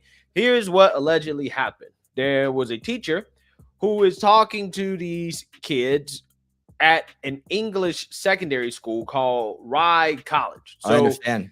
Even though it's called Rye College, most Black folks do take secondary offense, school, so really think more like high school students. Wait, so these students are apparently year 9 students. So they are having this conversation with this grown adult about gender, and gender theory. Thank you, T. And the teacher's not gonna like what these got kids have to say when they question her awesome. woke ideology. And why do you have kids identifying as another gender? Because to them it just doesn't make sense, right? Which, hey, for most of human history, it didn't really make sense, but now all of a sudden it does make sense, right? And this teacher is going to try to make sense of it for these kids. However, she's gonna fail and go into a meltdown because the kids are probably smarter than her. So I want to react to it. But before I get in there, I just want to let you guys know, if you like my channel and you want to support my channel, you can check out my new merch. For example, my racist mug, which is a daily reminder of the 2023 definition of racist according to the left, which is anybody who disagrees with the Democrat Party. My logo is also on the back of this mug as well, too. You can get that at my website, gforemanbcp.com. Get 20% off using discount code TEAMBCP. So, without further ado, let's go ahead and roll this clip. How dare you? You just really upset someone. You were questioning their identity. No, I wasn't questioning. I was just saying about the gender. I didn't say anything about them. But where do you get this idea from? There's only 2 genders. I just think it's my opinion. That is my opinion. If I respect their opinion, can't they respect my opinion? It is not an opinion. It's not an opinion. There's only 2 genders. Yeah, it's not an opinion. It's a fact, right? It's a fact when you say that there's only 2 genders, right? Like that's just a scientific fact. Okay, and the leftists can deny reality, but that doesn't necessarily change the reality for what it is. There's only a boy and a girl today. There's no other private part. There's only 2. Gender is not linked to do with the not linked. Can everybody understand it? Okay. Hopefully, everybody can understand it. Okay, I can slow it down a little bit if they're going too fast, but just let me know. The parts that you were born with. Gender is about how you identify, which is what I said right from the very beginning of the lesson. That's complete trash, by the way. Gender is how you identify. That's bullshit. That's absolute bullshit. That is not what it is. That is a subversion of the word. That is control of language. It's not how you. If I tell you what, I'm willing to go to the identity. I'm willing to go to another level of and just call it expression, right?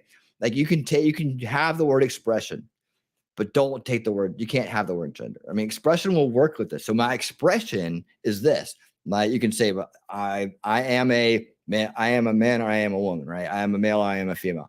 Then you can say, my sexuality is whatever, right? Go ahead, right? But just don't try to tell straight people what they are, right? And then you can go, well, my expression is this, right? So I think there should just be another box to check. Again, I'm all, if there's a useful word that it could be created to keep another word from being changed, let's do that instead, right? I'm willing to do some middle ground here, because I think expression would work better than gender anyways in this term. And it's a strong word that they could actually, use. You can have an expression box. Do you have an expression? I just express myself as, I don't express myself in an alternative way, or I express myself as a straight person, whatever. If they need that, they can let them have it, but don't try to change the language. Don't try to control the language. That's the pushback you get.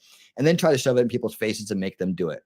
Generationally, they're trying to change the language by doing this in a very openly, overt way with no authority to do so, by the way. Agree with that. So why should I have to listen? Biological sex. There is actually 3 biological sexes, because you can be born intersex. Okay, so this is completely ridiculous right here. That there is not 3. And to the 0.01% of people, or whatever, like below 1% average of people that are born with both genitals, there's usually a decision made at that point to go one way or the other, right? You can't say that someone is intersex or hermaphroditic, I guess is what they're trying to say, and then say that is a sexual orientation. It's not. You can be born with male and female body parts or hormones. Yeah. Did you know that? Yeah, there's 3. There's not 300. Doesn't mean. Yeah, there's 3, not 300. But there's also not actually 3, because intersex is not the norm. Only 1 to 2% of the population is intersex. Intersex is not a whole new gender or gender identity or sex. It's exactly what it's called. Intersex, right? Not a whole new thing.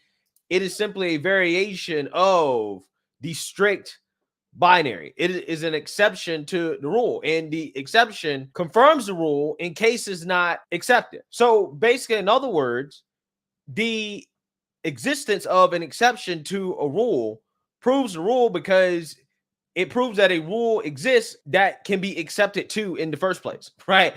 So that's basically what intersex is. Okay, intersex is not a whole different thing that has its own functionality outside of, again, the strict gender binary. I mean, there's never even been an intersex person in history that has the full functionality of the gender binary, male and female. So there's never been a person in history that's been intersex that has a fully functioning penis, okay, and a fully functioning vagina, okay, male and female reproductive system, where that really changes the idea of go fuck yourself, doesn't it? They can, give birth or impregnate or what, that's never happened, right?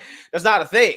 Okay. So again, when people bring up intersex, they do that as a cop-out, as a way to try to see, well, here we go. We have a third gender right here. And it's like, no, that's not a third gender. Again, that is just a variation. Okay. It happens in evolution, right? Variations happen. Okay. You're going to have anomalies that happen. Which is something they should understand if these people actually understood biology, basic biology, but they don't understand basic biology. So, I mean, it kind of does make sense that they don't make sense, right? But yeah, I mean, look, existence of an exception proves that there's a rule that exists to be accepted to in the first place, right? So just bringing up intersex actually proves the point, okay, or the argument that, yeah, they're 2 sexes. So let's continue here. Great. I'm talking about biological sex. In terms of gender, there are lots of genders. There is transgender. There is agender, people that don't believe they have a gender at all. Yeah, but you can't have that. You can't have that. It's not a law. Yeah, but it's not a lot. It's our opinion. We just don't agree with it. We just think it's all just. If you have a vagina, you're a girl. If you have a penis, you're a boy. Yeah. But cisgender is not necessarily the way to be. You were talking about the fact that cisgender.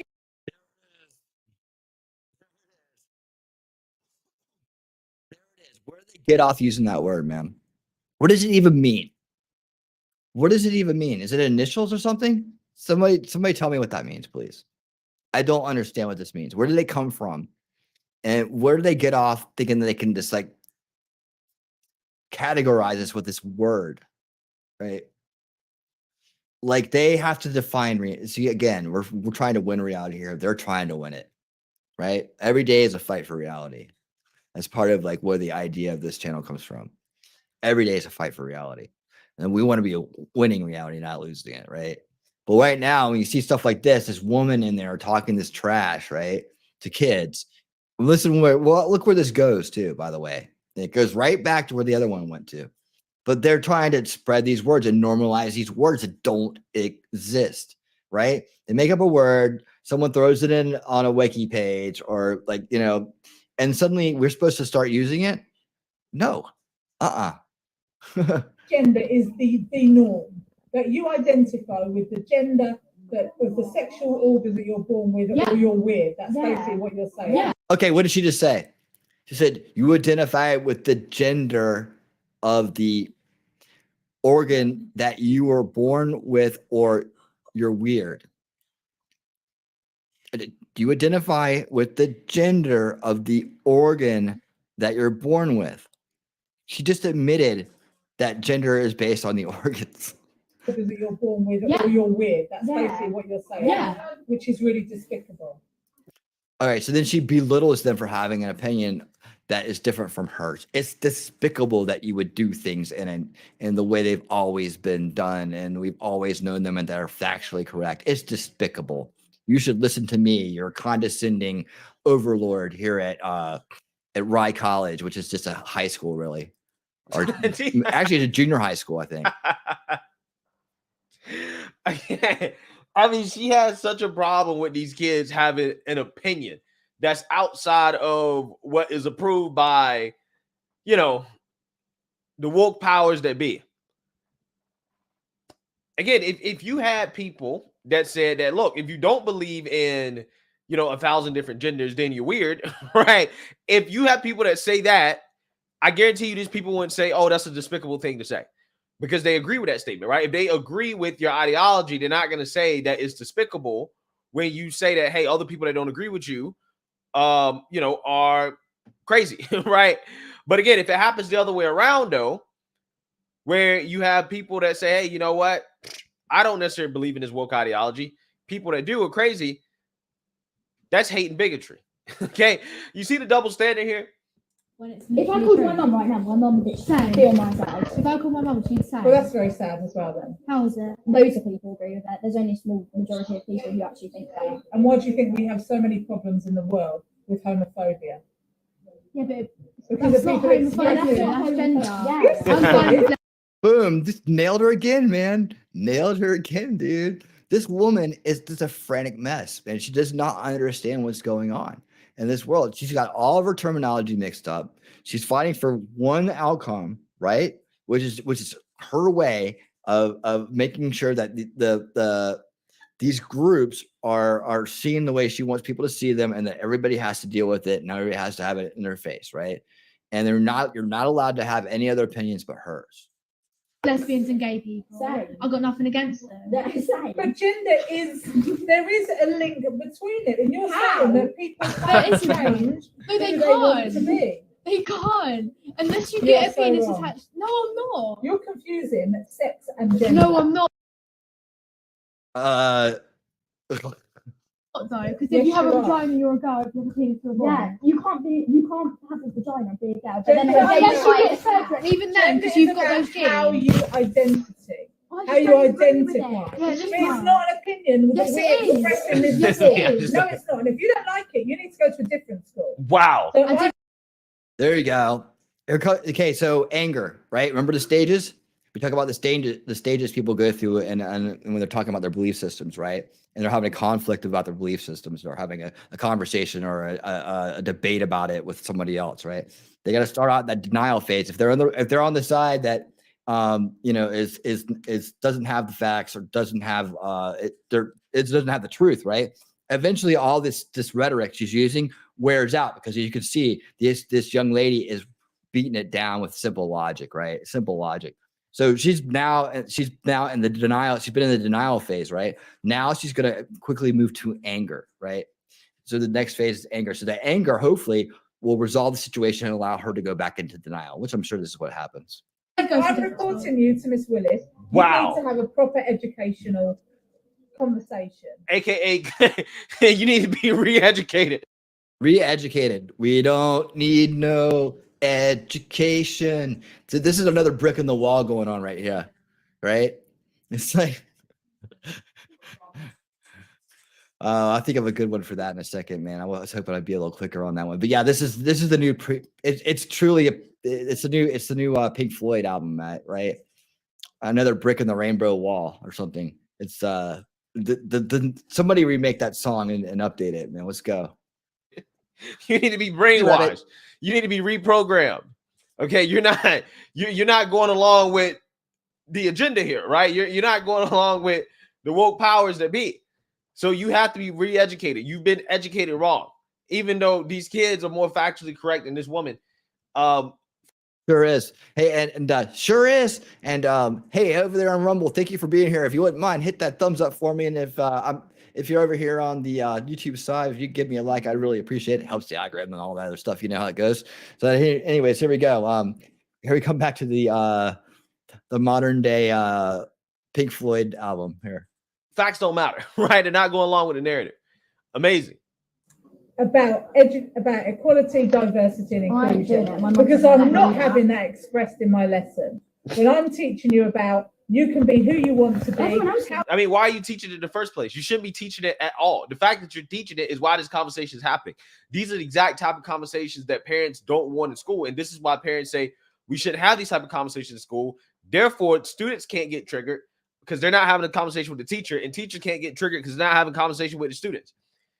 You focus on what you're actually there to do in school, which is to learn reading, writing, math, okay, basic stuff, history, but that's not what they teach in school anymore, okay? They're teaching woke ideology, a far left progressive agenda. They're pushing politics in school on children. How you identify is up to you. Everyone else thinks it, they just don't say it because then all this happens. Sexual politics, right? They're pushing sexual politics on kids. Maybe because they're polite and maybe they're sensitive. I haven't said anything in all of the lessons I've been in. It's just because they turned around and started saying something. So I said, how can you identify as a cat when you're a girl? Oh, well, they're now writing a statement. I would imagine that you'll be asked to write a statement as well. We will. Yeah, we will. Statement. How can you identify as a cat when you're a girl? Yeah, so that is... It's fascinating. Okay. Again, that came from Turning Point UK. I hope that's real. Okay, but it seems so outrageous that I'm not even sure if this is real, right? But it came from Turning Point UK. I trust that is actually real audio. If so, again, that is insane, right? It is insane. That is totally real audio. You could hear it in that woman's voice, the way she was talking, man. Yeah, good on these kids, and that's what that's fear. Be fearless, man. If anything, just tell your kids to be fearless, man. I don't know about the, like, let's take a poll. What do you guys think? Should kids be able to, how far should it go? Be able to stand up in schools? Should kids be allowed to stand up to wokeness in their schools? There you go. Let's just do it like that. I think I know the, by whatever means, I guess, of course we know this. Okay, well, yeah, let's just, we're going to do it like this. I think that, the answer is obvious, but maybe some people would say, well, school isn't the way to do it or the place to do it. Or maybe there's a better way. So people can have opinions about that. As long as they're thinking solutionally, on a solution mindset level, that's fine. As like, so yeah, across the world, not just in the United States, across the world, we're seeing things start to change. for the better. And I'm going to be paying a lot more attention to what kids are doing in their schools on this issue, right? Of course, there is still the adult level things that we are doing, right? And we know that sports is one of the areas that we will have things thrown in our face, right? And it seems to be a good way for them to get through to people, or get to people, I should say. And so sports for a couple of years, number of years now, has been the woke simps, if you will, the CRT simps, more so the CRT simps, but definitely a lot of woke simping going on too with the national leagues, right? So I don't know if you guys knew this or not, but this week, the Dodgers, the Los Angeles Dodgers, right? They were going to have a Pride night at Dodger Stadium, and I've actually been to Dodger Stadium, believe it or not, back when they were good. But they're gonna have a Pride night, right? So a lot of teams do this stuff, right? You just don't have. You just see base people say, "I'm just not going." Right? The base people go, "I'm not going to go to that, man," and they don't go. But a free. Okay, there we go. But they had that, and the big controversy here was they brought in this group, right? And well, I'll let the story unfold and kind of explain it. But this group had a trans something nun. So someone dressed up like a nun, basically mocking Christians, but as a trans nun. So it's a gimmick, right? With this, again, these drag people, right? These drag people used to be in the back rooms of gay night clubs doing skits, right? That's where they were, right? That's what they did, and that's who their target audience was, and that's where they had all their success. But this whole thing of bringing these painted up characters, let me just bring this picture up while I'm talking. These painted up characters that pretend to be women that almost are like, they're disgracing women, in my opinion. They're abstracting it. They're degrading women by looking like this. This is not how a typical woman looks, right? Complete whited out face and all this just duts. Most women are functional. This is not a functional outfit, right? And they aren't all going out dancing all night long every night either, right? But this is a gimmick, right? Look at this gimmick they're putting on for everybody. And this isn't for the men and women there. This is for the kids. Again, it's for the kids. They're at sports to get to the kids. It's always generational warfare with these people. It's always, the darkness always goes after the most innocent among us. It always chases them. So here they are again, right?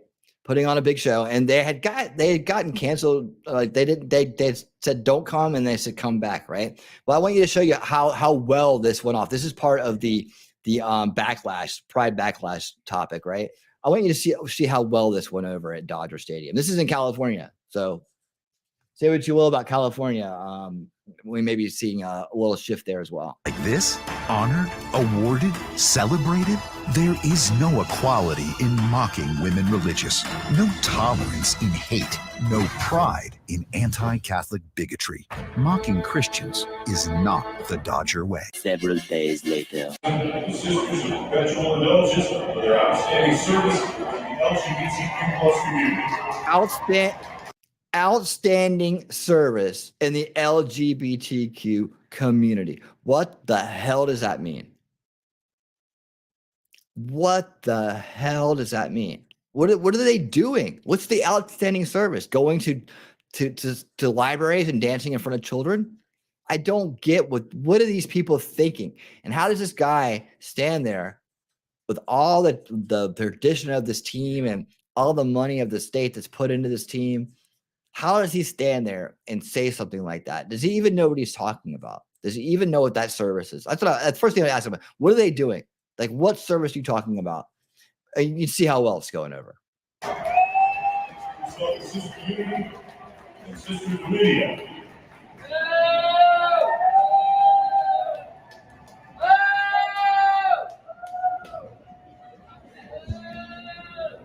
And people are almost scared to say something. Like, stop being scared, people. We can't be. Stop being scared. There's nothing to fear. There's nothing to fear. Stand up and boo. Stand up and boo when you don't like it. That's your right. Our next guest is the only openly gay Major League Baseball player, current or former, alive today. Boy, oh boy, oh boy, oh boy. And if I was that guy, I'd be like, dude, don't even bring me up. Don't even bring me up. I didn't tell you guys that so you could exploit it. I just said it, right? You know, you wanted to know and I told you. So like I would, if I was that baseball player, the only openly gay baseball player, I would be like, don't you dare bring it up, man. Don't you dare. I don't care. I identify as a baseball player. I just happen to do what I do, right? Boy, oh boy, it turns out that Pride Night for the LA Dodgers, featuring the woke anti-Christian nuns, the Sisters of Perpetual Indulgence, who were uninvited. The Sisters of Perpetual Indulgence? Okay, so you stay fucked up. That's what you're trying to say. Hey, if y'all please smash the like button and the thumbs up button on your respective platforms for me. Thank you for being here. Yeah, that's all they're saying right there, isn't it? Perpetual indulgence. It means they never stop popping in something to the system, right? To make it a little bit more than it is. Being reinvited back to Dodger Stadium so that they could be honored amid backlash. Massive Christian backlash against what, again, is a mockery towards the religion, more specifically Catholicism. And you've had MLB players even speak out about the fact that the LA Dodgers were considering honoring these nuns, these woke nuns. I mean, they did. No one showed up, right? But yeah, you had MLB players speak out against this because, again, this is a mockery of religion. Take a look. Trevor, why did you feel so strongly that you wanted to make that statement? It had to be said. We cannot stand idly by while our Lord gets mocked. And before I hit send, you try and do as much research as you can, right? You see the horrific videos that were posted of them. You read about what they were trying to do, these things that are deeply offensive to us. And then you see that, well, they're doing these things. They're raising money for this, that, and the other. They've been doing it for over 30 years. But it was the point when the Dodgers re-invited them after knowing very well what they've been doing for the last 30 years. To give them a Community Hero Award. Correct. And at that point, Community Hero Award. I looked at the Dodgers Code of Conduct. I'm like, look, or the Dodgers Fan Code of Conduct, and it said you cannot wear anything or say anything that goes against anybody's age, gender, creed, religion. And at that point, it was like, this is going against their code of conduct. It's a blatant anti-Catholic message that they're sending, regardless of how much, quote unquote, good they've been doing in their community. But when I saw how deeply offensive it was, doing awful things to the cross, doing awful things about Stations of the Cross, like it became a point where these negatives are not, they shouldn't be honored, and they shouldn't mock a certain group. Yeah, so you seen that, you heard that. A lot of people are just not cool with this, okay? They're taking this too far, okay? We know that the LA Dodgers would never honor a group that mocks the LGBTQ community because that's bigotry and hate, right? Mocking the LGBTQ community is bigotry and hate, but mocking religion or Christians more specifically, that's fair game, right? That's just satire. Again, it reminds me of the race conversation, okay? Being racist against blacks is... Yeah, see, that's always been the paradigm right there. It's always been that community against Christians.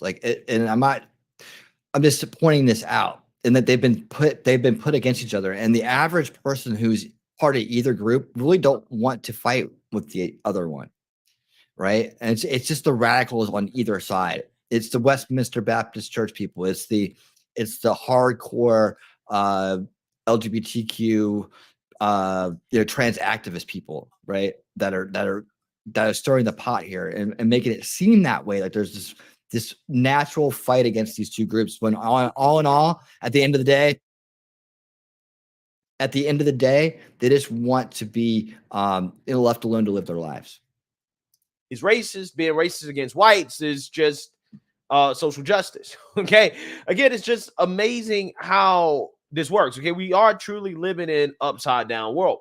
But like I told you guys, people are pissed. They're upset. They're not taking it. And conservatives, more specifically religious conservatives, are standing up to this nonsense. They're standing up to the fact that They see the writing on the wall when it comes to the attack on freedom of religion in this country. Okay, we've done stories about Muslims standing up, and I think it's time for Christians to stand up. And boy, oh boy, oh boy, that Christians or Catholics, right? They Wouldn't that be crazy if after all the stuff of the last century, right, or this century, the 2000s, right, after all of the way the war on terror, right, war in the Middle East, terrorist attacks on American soil, all the Muslim stuff, wouldn't it be crazy if at the end of the day, Christians and Muslims end up coming together and becoming tolerant and becoming at least peacefully associated on all levels over this one issue right here,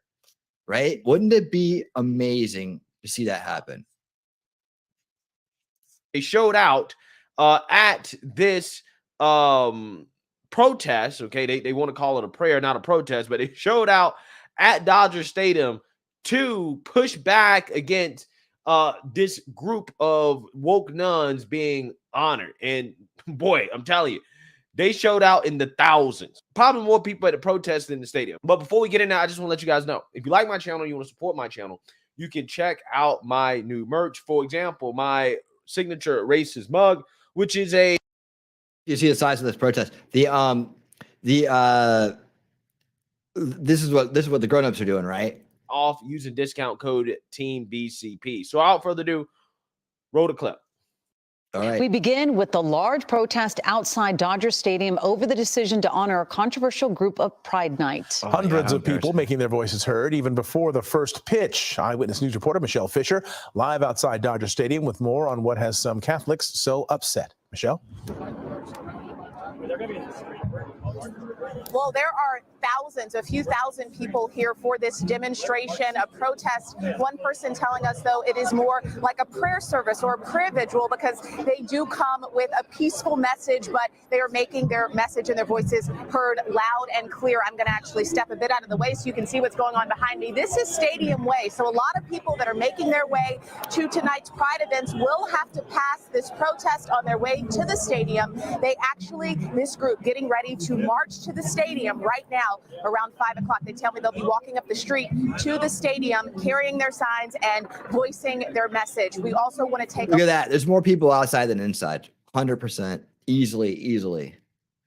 And dude, these are their ticket holders. These are people that give a shit about the team, right? If the Dodgers don't pick up on this message, they don't deserve to have. They really don't deserve to have a team. And that, you know, I would just say, okay, I'm ripping up my Dodger tickets. I'm never going back. a look at some Air 7 HD video to give you a look of what it looks like overhead and how large this crowd is overhead and what it looks like as, again, a few thousand protesters, many of them Catholics, are marching in response to the group, the Sisters of Perpetual Indulgence, being included in tonight's Dodgers Pride Night. So let's pray. So it's important to understand that this is a prayer and not a protest.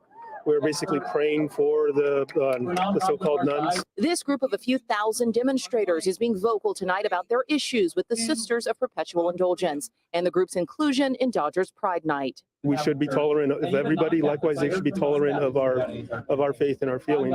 Shirts and signs sprinkled in the crowd calling for a boycott of the Dodgers after the team invited the sisters to accept a Community Hero Award as part of tonight's festivities. There's your community heroes, LA. Community heroes. Here it is, right here. Not the firemen, right? Not the firemen that save lives every day. Not the paramedics that save lives every day. Heck, not even the good cops who do it the right way, right? Nope. Not the moms, not the dads. You know, nope. These guys, drag devil and drag nun over here. These guys. These are the community heroes in LA. We talk okay. You talk about the Muslims and Christians, yeah. See, I mean, they should. Hey, you know what? The fastest way to dissuade a jihad against is to join with them in protecting their children as they join with us in protecting ours. Nothing can bond people more strongly than that. I always say there's different ways you can bond with people. Like, Cain, it was like A gang bang or a gang fight is two of the fastest ways to bond with people. So The Dodgers are doing, allowing this group to be here, it goes against the Catholic faith. If they were to do that with a Muslim group, no one would put up with that. Sisters telling KABC at last week's Angels Pride Night, the entire house plans to attend tonight's Dodgers game. This after a controversial back and forth that saw the sisters initially invited by team, then uninvited, then finally re-invited amid backlash.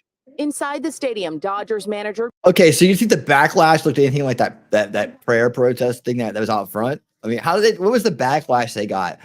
I hate, they leave these details out, and it's hard to get the full picture about this amongst backlash. So now we have to use our imaginations about what backlash is, right? So we recall backlash in our mind and we add it to the story, right? But a backlash usually means something very, very apparent. And I would say, what is it? Like they came up and they had a was it the online protest? People what is it? Like, what was it? It's like, just tell me. Dave Roberts addressing the controversy. I do think that we should still all be able to coexist. And for me, it just always goes back to loving everyone. And as the manager of the Los Angeles Dodgers, a baseball team, we welcome anyone that comes through these gates to support our ball club. All right. Now, Eric. So they label it protest at Pride Night. He's saying it's a prayer. They're praying for the weirdo nuns, but I think it's a little bit of both. Kevin, I understand, is still overhead. You can see the group of demonstrators now making their way up Stadium Way and going to Dodger Stadium again as they carry signs, crosses. They're wearing shirts that say boycott the Dodgers. This just really a tremendous show of support here for Catholics. Back out here live, you can see the demonstrators and protesters as they're making their way, some of them addressing the camera and waving as they make their way up Stadium Way. Moose, do you want to see the background, dude? You know what it looks like. Can I minimize this? I know. No, I can't. It's the same as a thumbnail. It's the same as a thumbnail. There you go. Oh, this is the good logic version right here. You put this. It's got his face way up here, and then a little screen right next to it. Our viewers might remember last week's Angels Pride Night and the response that was there. One of the people we spoke with then telling us that they would have a tremendous show of support tonight. Someone was here all the way from Ireland, other individuals from Texas. So we will have another live report coming up at 6 o'clock as we keep an eye on this this prayer here. They want to make it known that it's not a protest, it's not a demonstration. So this prayer here, live from. Yeah, so you seen that, you heard that. You have more people outside of the stadium than inside of the stadium. Again, more people showed up to protest this than the people showed up to the game to actually support these nuns while they were being honored for Pride Night. Again, it shows you that the tide is turning. Maybe the tide is turning against the woke extremism going on in this country. Because, again, we all know that there's a double standard here in regards to what's allowed and what's not allowed. Okay, LA Dodgers are choosing to honor a group that they would never honor if the roles were reversed. Again, if there was a group that was mocking the LGBTQ community, it doesn't matter how much community service they've done, okay? You know that LA Dodgers would not be honoring them, okay? And the LA Dodgers caved to woke pressure to honor them on Pride Night anyways, and then guess what? The woke revolutionaries that pressured them to do it didn't even show up, right? They didn't even show up to the ceremony that honored the woke nuns. Again, it's just amazing how that works, okay? It's the same thing with the WNBA. The woke revolutionaries claim to support women's sports so much, they want to boohoo, whine, and complain about women not get paid enough, but then they don't show up to the games. They don't show up to support these people that they claim they love so much. It's just amazing how we see this time and time again. But again, W for Christianity, okay? W for Catholics, L for wokeness, And I love to see people standing up to the nonsense and rejecting this stuff. You love to see it. Let me know what you guys think. Make sure you like, comment, and subscribe. Most importantly, share a Black conservative perspective. Peace. We begin with the large protest outside Dodger Stadium. Okay, there we go. There we go. So basically I had another version of that next. So let me stop that. So yeah, so you see that around the country, this is starting to change the way that people are addressing this. Like we've dealt with it for several years now. We've been nice about it. This is the way it goes, right? They know the people that are gonna be nice and tolerant. They shove something in their face. They politely let it go on because they don't feel like it really affects them, right? And then it gets worse and worse and worse. Now it's right nose on your nose, right? And on your kid's nose, and that's when it starts getting reactive. That's when it starts going like, no more of this stuff. All right. I think it's seen its day. So that kind of brings us to the next part of the show, where I want to talk about the brand split and why that's an important thing, right? Because if you allow people like the clown posse that was the non-clown posse that was in LA, right, to keep pushing around and bullying and shoving their stuff in people's face, the reaction, like you see on the outside, isn't going to be prayers forever. It's not going to be prayers forever, right? It's going to eventually be more than that. So we have young men here that has been kicked out, a young man here that has been kicked out and expelled, arrested numerous times for not going along with the agenda. He protests now all over the country. Good for him, man. I wish him all the best of luck. If this has to do with Canada, Catholic schools are all in support of the alphabet mafia. Yeah, that's what it's about. And that's what it is. Like they've been putting their people in place for a generation. That's what we have to understand as solution-minded architects, right? We have to understand that they've been putting their people in place and training them up for longer than we've even known there was an issue, right? Oh yeah, and I need to read this for Suzanne before I forget. Let me see. Yeah. Here we go. Yeah, I put it down here. So too awake to be woke. That's us. That's what this series is gonna be called. And if I do start a show about this, that's probably what I'm gonna call it. Too awake to be woke. Too awake to be woke.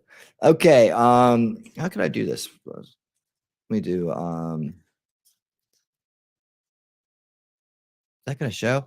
Or should I just read it? Let me get a screen grab of this real quick so I can show it. It's just sitting in my Discord.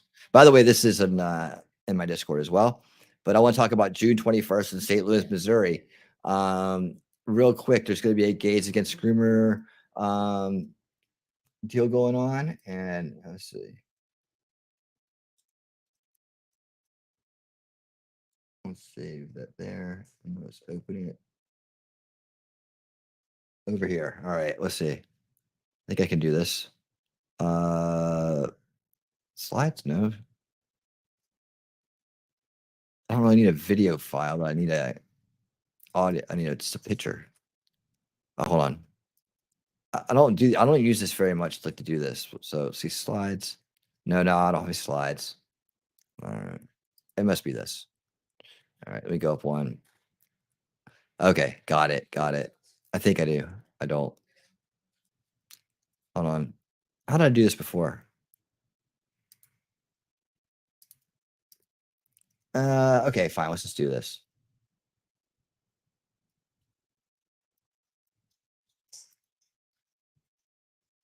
Give me 1 second, guys.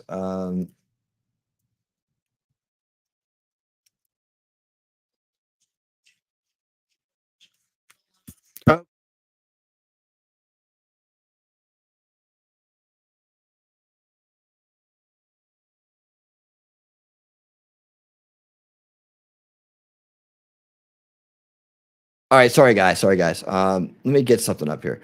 I got to figure out how to get this thing to come up on my screen without having to show everything that's on my computer. Well, the next thing I want to talk about is why the brand split's important. I will get to the announcement about Gays Against Groomers, the meeting that's going to be held in St. Louis, Missouri. It is in my Discord in the Too Awake to Be Woke channel. And of course, if you're a member and you don't have the Discord link, let me know and I'll get you a Discord link. That's kind of the direction we're going to go now with that. That's the only way I can provide the bonus content that I want to for my members. So we'll just kind of keep it where it is right now, and then we'll add on as we can. And then you'll have, if you come in, I want to know that you're a member, and I want to be able to put you on a special channel where you can actually benefit from the membership. So I always try to make sure that people get their money's worth and that they feel like this is a real value. That's my number one goal of memberships in the channel, is to make sure that my members feel like they're getting true value for what they're doing and what they're being a part of, and that they enjoy and have a say in what we do with the channel.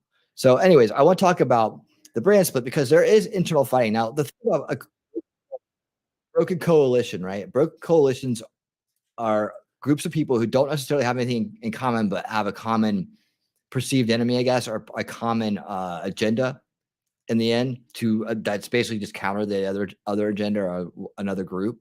So you can bring, that's how this alphabet thing started, right?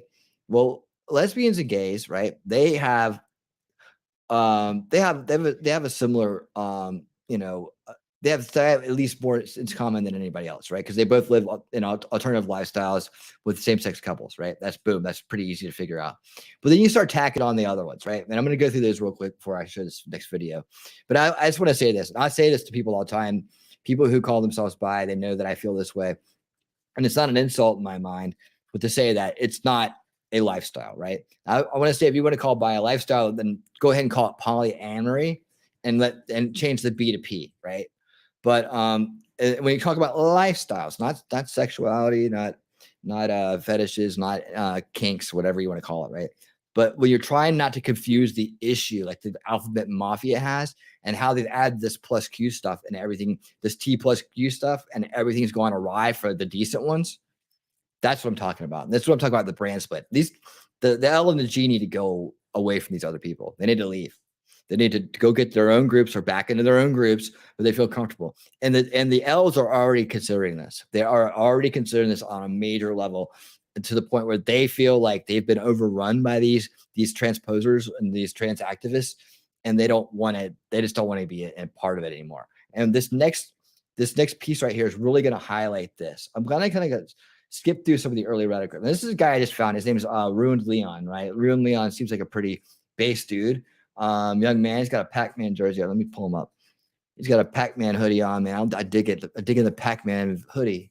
Yeah, I hope you guys enjoyed some of these new content creators I'm bringing to you as well. Some channels are just more dedicated to this topic than I am, and I really just want to pick out the best stuff out there and add and help them get noticed as well for their work, and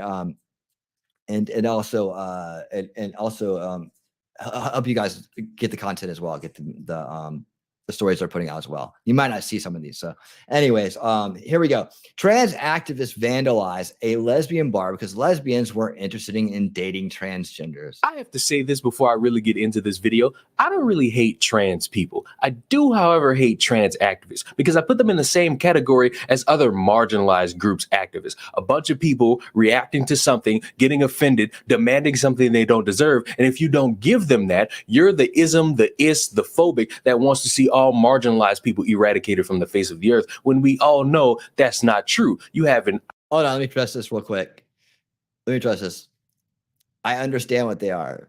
I'm talking about lifestyles, and what I'm trying to say is that the LGBTQ is confusing and combining sexuality, right, with lifestyles.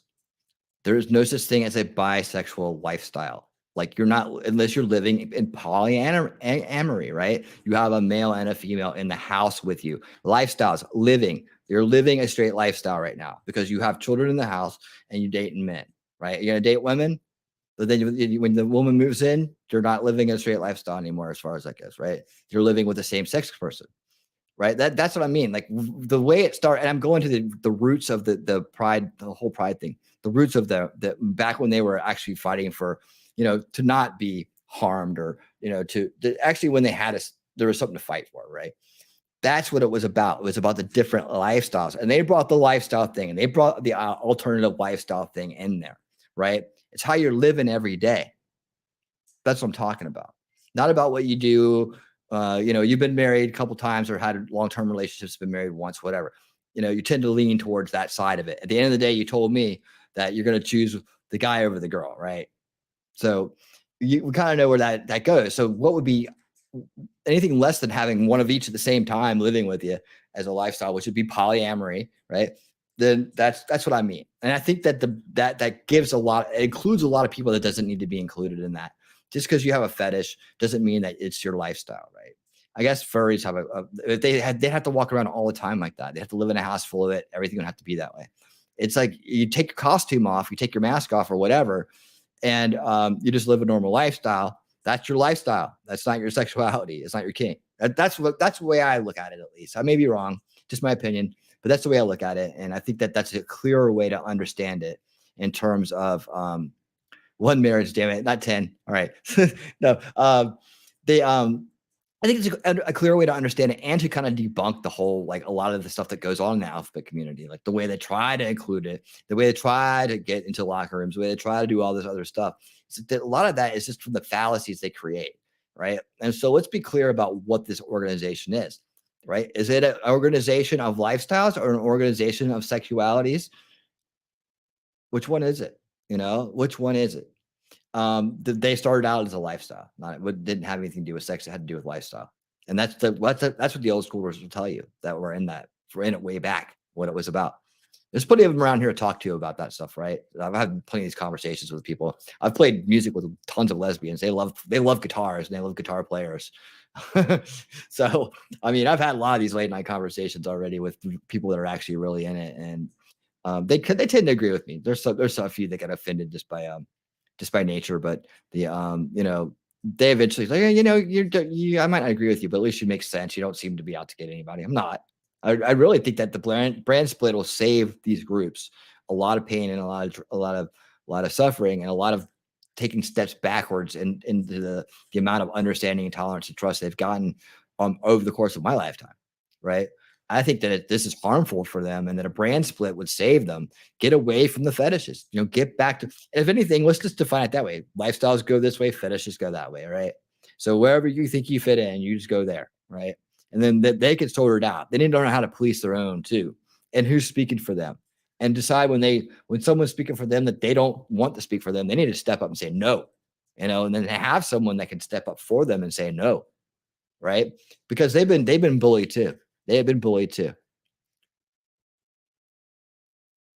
Yeah, I'm secret. Yeah, of course. It's part of my satanic agenda. Didn't you hear? I'm a cultist. All right.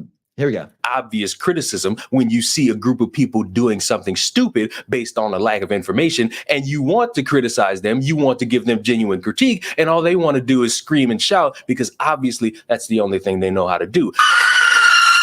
10 months ago, I made a video about a bunch of activists being upset that a lesbian bar wasn't inclusive enough for everybody else in the LGBTQ community. And they demanded ownership of the store within 24 hours of a deadline. And you'll be shocked to know they didn't get it. So everyone wants the tea on the ongoing issues with Doc Marie's, the new lesbian bar that just opened in Portland. And so I'm here to give it to you. I already made a short video about this, but after some more research as well as some helpful comments, thank you, I was able to piece together a little bit more what happened, and I'm going to share it with you all. So the employees of Doc Marie's have made a workers collective, and they have put out several statements on Instagram, the Instagram that this comment is referencing. And so I'm just going to transmit that information to TikTok. I encourage you all to go check out their Instagram and read it for yourself. But here's what Doc Marie's has been accused of doing. So there are a significant number of concerns this workers collective has made. In a nutshell, just repeated unprofessional and unsafe behavior that has put the physical safety of workers and customers at risk, payroll systems that are not paying people correctly, discrepancies in salaries, dirty water leaking onto the floor, and the owner enabling racist behavior. So the real reason why Doc Marie's is closed is because when the workers brought these concerns to the ownership the next day after opening day, the ownership did not meet the concerns with any sort of plan of action, and the unsatisfactory response caused the managers to quit their jobs immediately. The Workers Collective goes on to assure us that protecting Black and Brown LGBTQ plus folks and building an actively anti-racist space is their top priority, that they are committed to ongoing racial bias training and will continue to educate ourselves in order to actively. Yeah, if you could do that, that'd be great. I just want to make sure I call it out. Yeah, post a link for me so I can talk about it. Foster a safe environment while upholding a zero policy towards racism. Again, there's way more details on Instagram, so I encourage everyone to check them out on Instagram and read it for yourself. Personally, I had close friends and community members who I saw openly ask the ownership of Doc Marie's what they were doing to be proactive about the safety, the health and safety of QT BIPOC people in particular, and their questions were met with silence and never addressed. There was also this piece of art on the wall, which is not inherently damning, but kind of so. And I'm not pointing all of this out to like just be a hater. Like I, like every other Sapphic in Portland, yearn for a lesbian bar that actually meets the community's needs and centers Black and Brown people and centers trans people and centers the health and safety of like disabled folks. I yearn for that. I want that so bad. And so I think I am willing to be critical, and I hope the whole entire community is willing to be critical of this space to make it exactly what we want and need, and not some bullshit white supremacist. And I would sit here and pretend to be amazed by all of that, but I'm not, because when a bunch of people are pretending to be upset about something and they want something done, they're going to do the stupidest things possible. And today is yet another example, because you have a group of activists trying to stick up for their transgender brothers and sisters because this dastardly evil lesbian bar in France is infringing upon their rights. So instead of actually talking to the owner, talking to employees, talking to representatives to figure out where the issues are, no, they're not going to do that. They're just going to vandalize the store. A lesbian bar that is operated in Rennes, France. By the way, if there's any French words I butcher in this, don't blame me. Blame the American school system. For nearly a decade, has been forced to close its doors following a disturbing swell of vandalism and death threats by trans activists. Araine Guinot, the owner and manager of the lesbian bar La Part des Agnes, was publicly denounced as transphobic and accused of misgendering by critics. Speaking with Oost France, Guinot. So here you go. Just like Suzanne was pointing out about Canada and the misgendering thing, that's going to be the new thing, right? That's going to be the new thing. So you get ahead of that, right? And you disprove how it cannot be a sustainable law. Like it's an authoritarian law. Like you can't allow that to happen because there's just too much wiggle room for people to say, oh, that's what he said, right? So here it's hearsay for one, and two, you can't calculate someone's ability to interpret that kind of thing. If you're not a very convincing looking woman and you're a man wearing women's clothes and a wig and stuff, you're not very convincing looking, they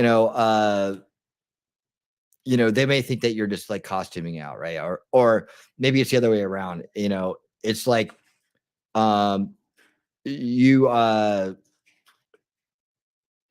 still look more like a girl than a guy, right? So when they notice that you're a woman but you're trying to be a man, they especially when it's like not even apparent, right? When they're not even trying to look like the other one, and that people are going to be able to abuse that. Again, it's just another thing thrown out there to drive a wedge between people, I think, and that it's just going to be used to the law to come in, have an excuse to mess with people and to cause division and demoralization in society. Again, part of the system of abuse that kind of continues, and why these types of organizations and broken coalitions are part of that. Now, broken coalitions, the good thing about them is that they're always they always do what they do. They're going to break eventually because they're broken to start with. So right now you're seeing the tail end of the breaking part of it when one coalition decides to take over the rest of them and speak for everybody, and they're the ones with the most dire agenda, right? The ones with the most broken agenda of all of them. So you can see what that is. Oh, here you go. Thank you, Suzanne. Let me get that. Oh, okay. Let me see. I could have done that one. I didn't want to show off the Discord completely. I guess it's okay. some people said, "What are you doing showing off your Discord?" No, I don't know. But I can do it. Certainly do it long enough to read a message. Sure. So let's go ahead and finish this up, and then we'll do that next. And then we'll decide. You know, do you guys want me to go over to V's after this? I think this is I'm kind of wrapping up the end of this part of it. I'm gonna talk a little bit more about the brand split, but I think you guys mostly get what I'm saying. It's like this is gonna break apart anyways. It's smart for the L and the G to get away from it now and just be legitimate, right? Because the rest of them are gonna, and then you're really gonna see where the groomers are at too. Like the groomers are gonna, you know, they'll be on their side at that point. So anyways, let's finish this up and then we'll talk about that. Think about that as we go through this, and I'll finish the poll as well. We know said she made the decision to shut down the venue to protect her employees in response to increased aggression both online and at her storefront. On April 14th, 4 unnamed trans activists spray painted a menacing message, "Fuck TERFs," accompanied by a trans symbol on the front door of the venue during the activities that were aimed at opposing national pension reform. A few days before the acts of vandalism were committed, Guino made a book critical of trans activism available to her patrons, titled "When Girls Become Boys," and written by Mary Jo Bonnet. Her detractors considered the act to be representative of her coming out as transphobic and condemned her on social media. But the backlash was not limited to vandalism and social media condemnation. Guino also started to receive threatening messages scrawled on paper slipped under her door last month, some which read, "Save a trans, commit," and "One bullet, one TERF." Guino faced further harassment throughout the month of May when a local chapter of the French feminist organization Nous Tots published a statement calling for their supporters to boycott the bar in Renice or elsewhere. No feminism without trans people. For several years, people from the queer community have been denouncing attacks against them in a bar in Renice, Les Parcs d'Agnes. These recurring assaults are all the more problematic since this bar claims an identity as a lesbian and feminist bar. Therefore, it's important that this bar finally gets massively denounced. We also like to call on various political activists or cultural organizations to stop organizing with this bar. Transphobes have no place in our struggles. In response to the statement from Nous Tots, Guino announced that she had filed a complaint for defamation, harassment, and cyber harassment. Yet, despite the claims of transphobia, Guino has said that her venue has always been accepting of people who claim to be transgender. "My bar has always been an inclusive bar. Trans people should be respected and have rights, and lesbians who are born female should also have a space for themselves." That's what happens when you have all these people wanting spaces and excluding others. Even when you have the best intentions for everybody and you want to welcome everybody, somebody's going to get mad and they're going to make a mountain out of an obvious molehill. However, tensions have escalated over the past 5 years as Guino defended lesbian patrons who were being harassed by men who self-identified as women and attending the venue seeking sex. On multiple occasions, Guino told Charlie Hebdo trans-identified males came to the lesbian bar to flirt with same-sex attracted women. If the young woman said, "I prefer women," then the trans woman was offended and cried transphobia. But this young woman is not transphobic. It's just a matter of consent. She doesn't like since she's a lesbian. This is why I lump trans activists with all these other groups activists. Y'all do nothing. You think you're doing the right thing by openly harassing and vandalizing and threatening people's livelihoods and businesses. And when people see that and they realize you're doing it because of a book and because some transgenders didn't realize that lesbians didn't want to get jiggy with them, you look stupid and you deserve to be criticized. You deserve to be mocked. You deserve to be laughed at. No amount of calling me transphobic is going to do anything to me, because at the end of the day, you're not getting anything done and you're making the people you claim to care about look absolutely stupid. Speaking of which, this same group who thinks that vandalizing and threatening people is the obvious way to get everyone to respect transgenders is also hiding or not providing data in regards to femicides. And if you were like me and didn't know what that meant and you had to use Google, it is when women are getting beaten up or their lives are being taken specifically by a man because of their gender. And the reason why they're not doing that is because they're fearful that the data is going to be used by trans folks. There you go. Congratulations. You're not helping anybody. So when we sit back and we want to understand people's problems, we want to understand the trials and tribulations of all these people who are marginalized, all these people disenfranchised, all these people suffering. I'm going to need the actual people to start speaking up, because all these activists just making y'all look stupid. All these activists making y'all look like intolerant bitches. All these activists are doing more to hinder you instead of helping you. And we could have a roundtable discussion of anything we could possibly want. We can also participate in the worldwide circle jerk, and we could pretend like this is all some lucrative fantasy. But at the end of the day, I'm gonna need actual people who deal with things to speak up, because I'm tired of the insert Twitter warrior trying to say they know everything about everybody because they have one mutual that just so happens to have hashtag BLM, Trans Lives Matter, and a pride flag in their bio. So with all that being said, subscribe to the channel. I will see y'all in the next one. Goodbye. All right, dude. That guy's awesome. I love this. That's great. I just found him on this journey. This guy's have. I like the way he presents himself, and I like the things he says. He's smart, and both of these guys tonight have been just really on top of these things. They talk about CRT too, so probably be seeing a lot of them. That's why I feel like Too Awake to Be Woke needs to be a show, because I can just go on and on and on about this. So there's so much to talk about, and it really needs to be said, right?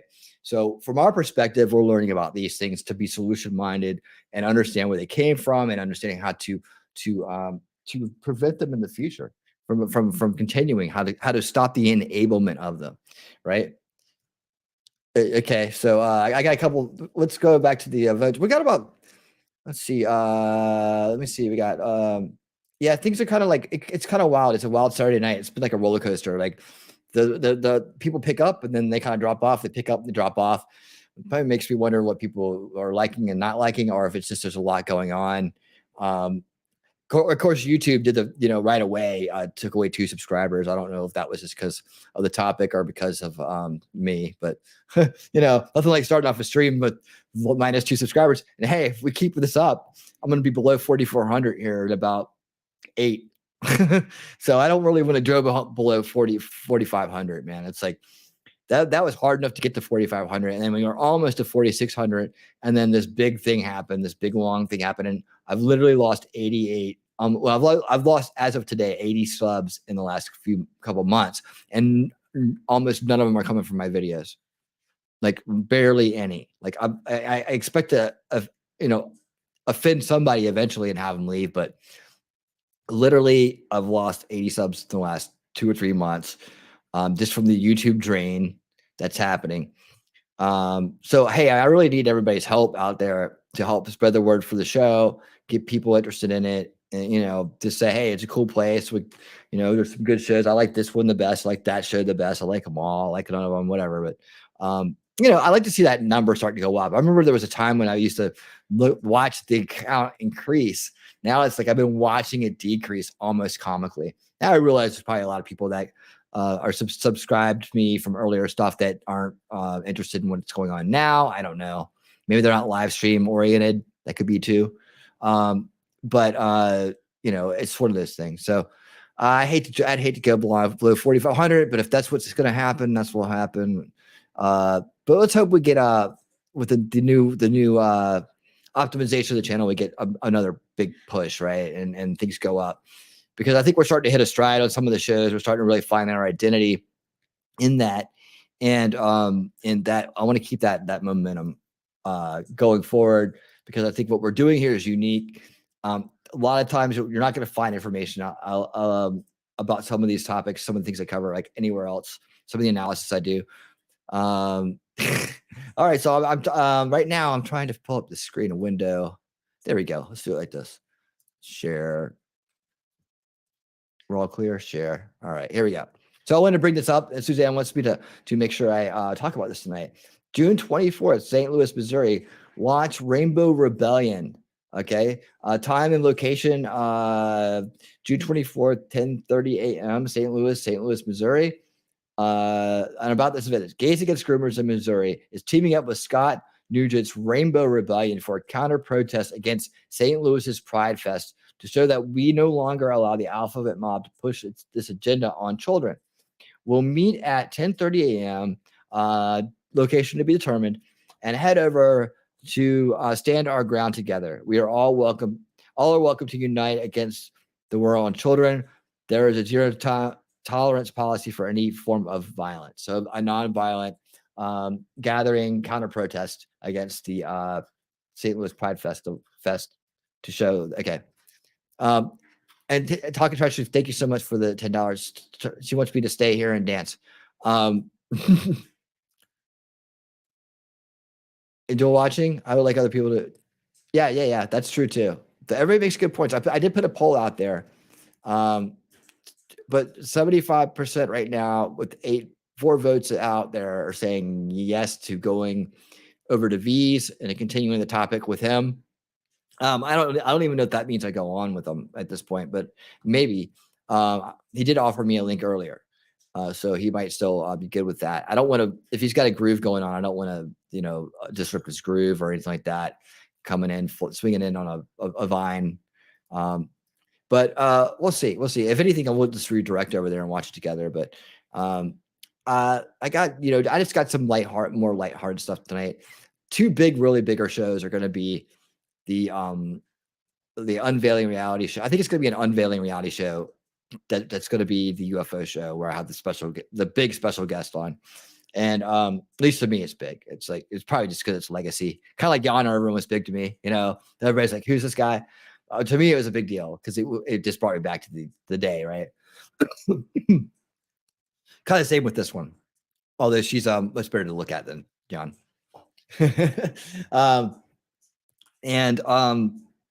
And then the one with the hippie culture one with Shizzy, I think that will be a longer one with a lot more stuff, because I can talk from the inside on that one. Not that I was ever part of it, not ever hippie, quote unquote hippie, but having played that music and been in that scene right around them, and seemingly being a part of it from a non traditional hippie type, right? I'm more of like a surfer. I'm more like a throwback retro surfer metalhead kind of guy, even though I play jam band music. But I mean, if you were to look at me, you'd say, okay, that's a throwback beach dude, right? I just never really change who I am. I just always kind of stay consistent. If my style and my look and everything like that, I mean, somewhat change, but usually for the most part, you can see my identity is a true expression, right? I don't have to go around trying to market it to everybody. Let's see. Okay, so Scott Nugent. Scott is a woman that transgendered completely with surgery and was lied to by doctors. He now regrets it all and is fighting to stop this for kids. That's exactly, I feel bad for that person and what they went through, but that's exactly what the future looks like, guys. This is exactly what the future looks like. People growing up, realizing they were lied to, and then joining and starting to fight to stop it, right? And it sucks that people have to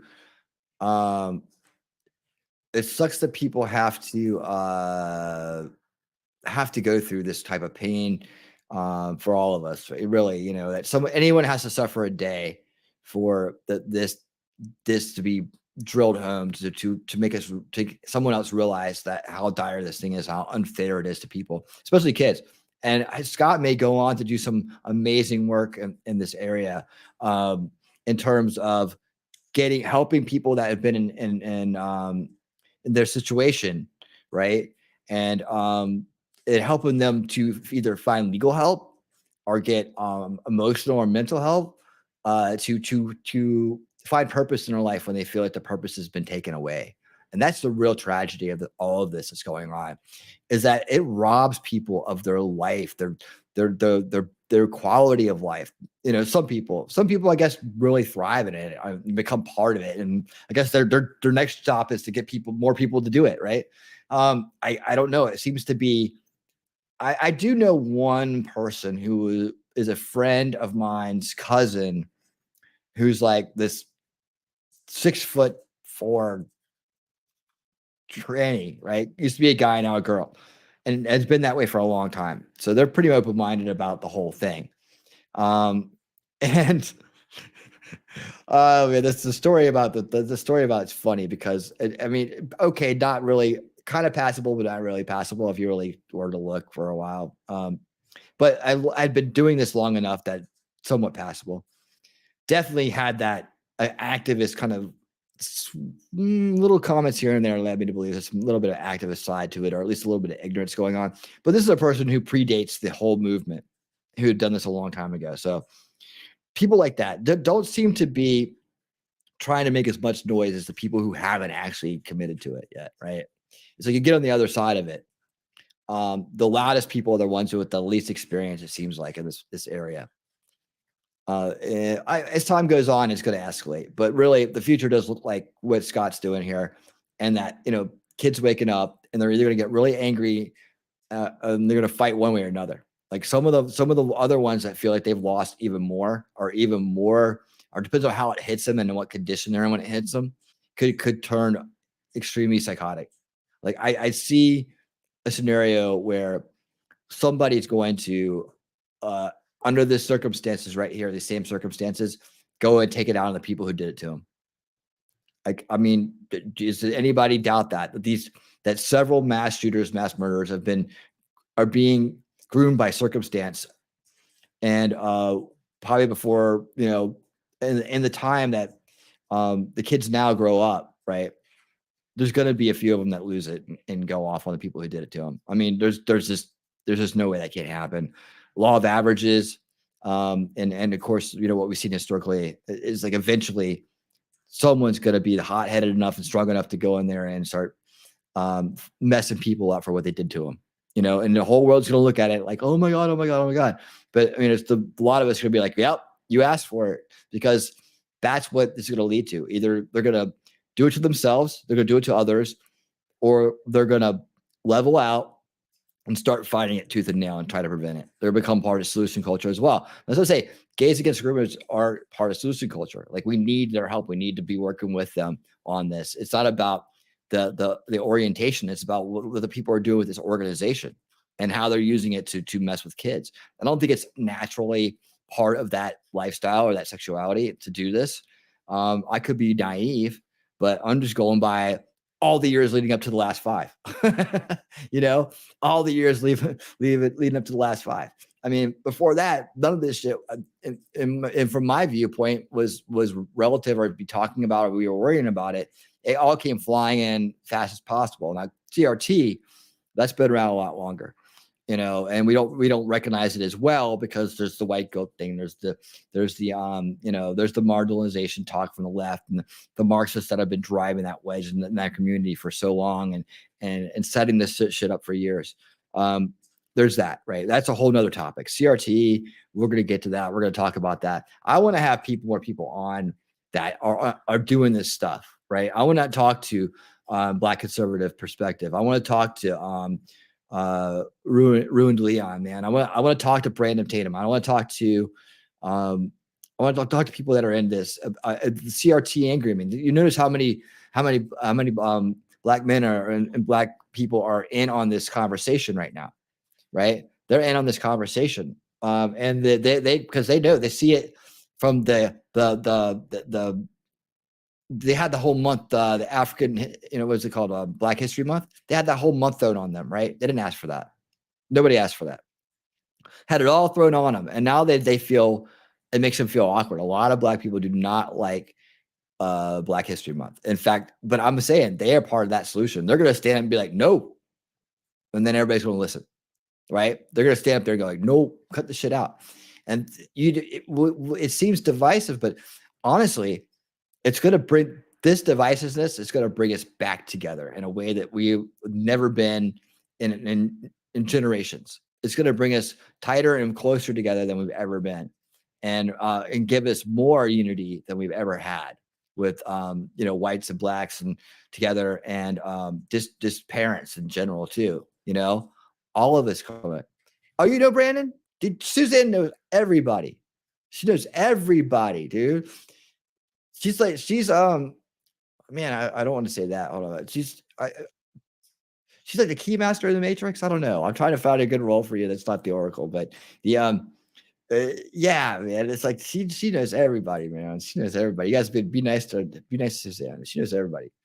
Brandon Tatum, man. Jeez, I'd love to talk to him because I have this whole other thing about the division, right? I have a whole solution track for that. We haven't even got to yet, right? We've been kind of working our way into it, building the knowledge as we go through all the shows that I do.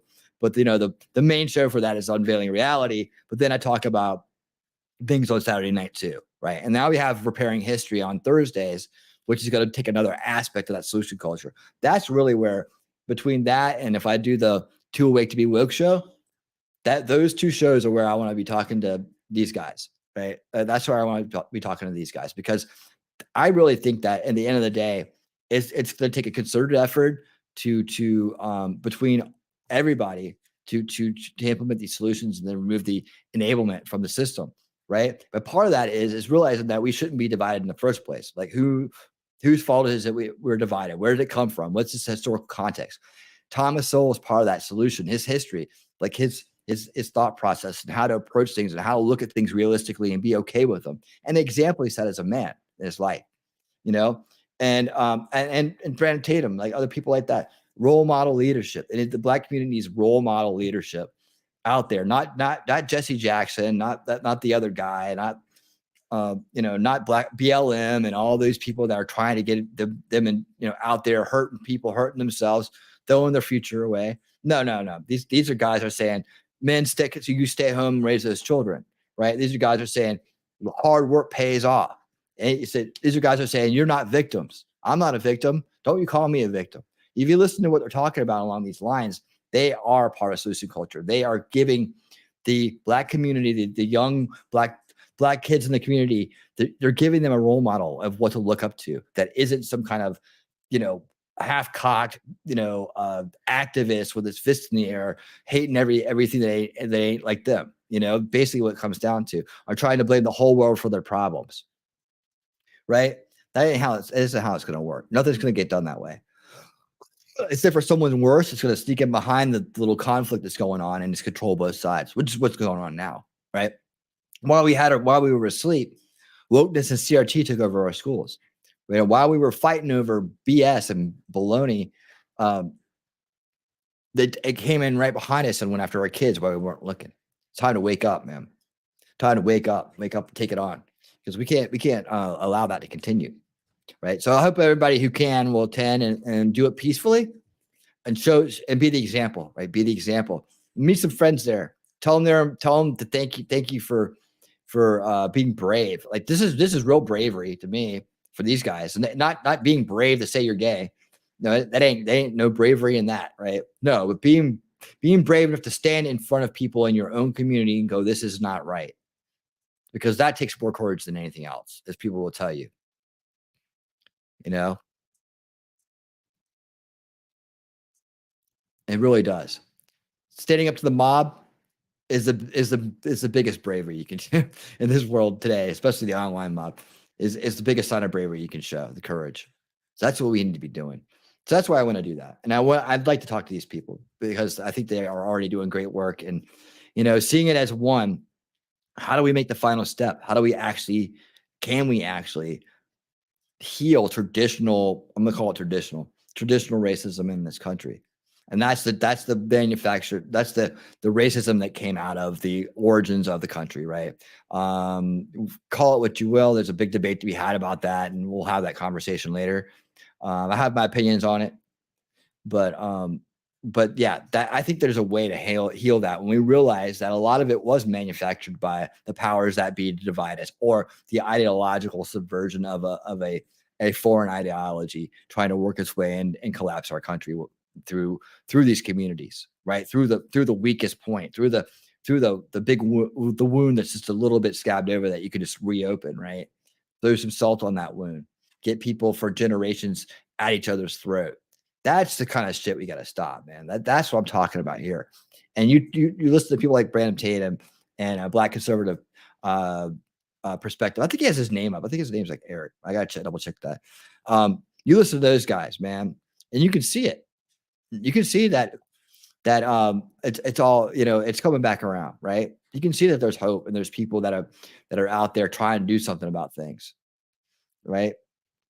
So yeah, I think those would be great things to do. And they're definitely the most pressing issues we have today. We have to think about this generationally. We have to think about the education of children, not just today, but the ones starting school next year, right? Next year, a whole nother group of kids start school, right? Next year, a whole nother group of kids graduate, right? A whole group just graduated, right? Just a little while ago. It's like it never stops. That's why they're hitting these areas. That's why we got to get them out of there. Got to get them out of there like they're like burrowing little rats, little rainbow rats. We got to get them out of there. Sweep them out, Get the teachers there that want to teach, that want to bring back traditional education, that do not want this divisiveness in schools, or find ways to get kids out of schools that normally where parents' hands are tied. Like, I do something. I can't afford it. I do something. I don't have the time. I do something. It's just me here, though. I gotta keep the roof over our head. We understand that. Everybody understands that. So what can we do in our communities? What can we do as technical people? Build better systems to help people like that. Affordable based schooling for kids that want to avoid all this BS. That for parents that know better than to send them into it. But they feel like their hands are tied, or that someone's going to make a change at some point. It's going to be take a generation to do. No, we need to give them an alternative. Now, I will definitely say that check out online schools. They have ones that are based on any religion you could possibly think of, like as a core, right? So if you're Jewish and you want to have your kids in a Jewish kind of like school, but you also want them to be learning, academics, right? If you don't have anything particular around there, or you can't get close to a place that's like that in your community, you can go online and find it. Like my kid goes to a online school, right? And it's as long as he keeps up with the work, it goes great.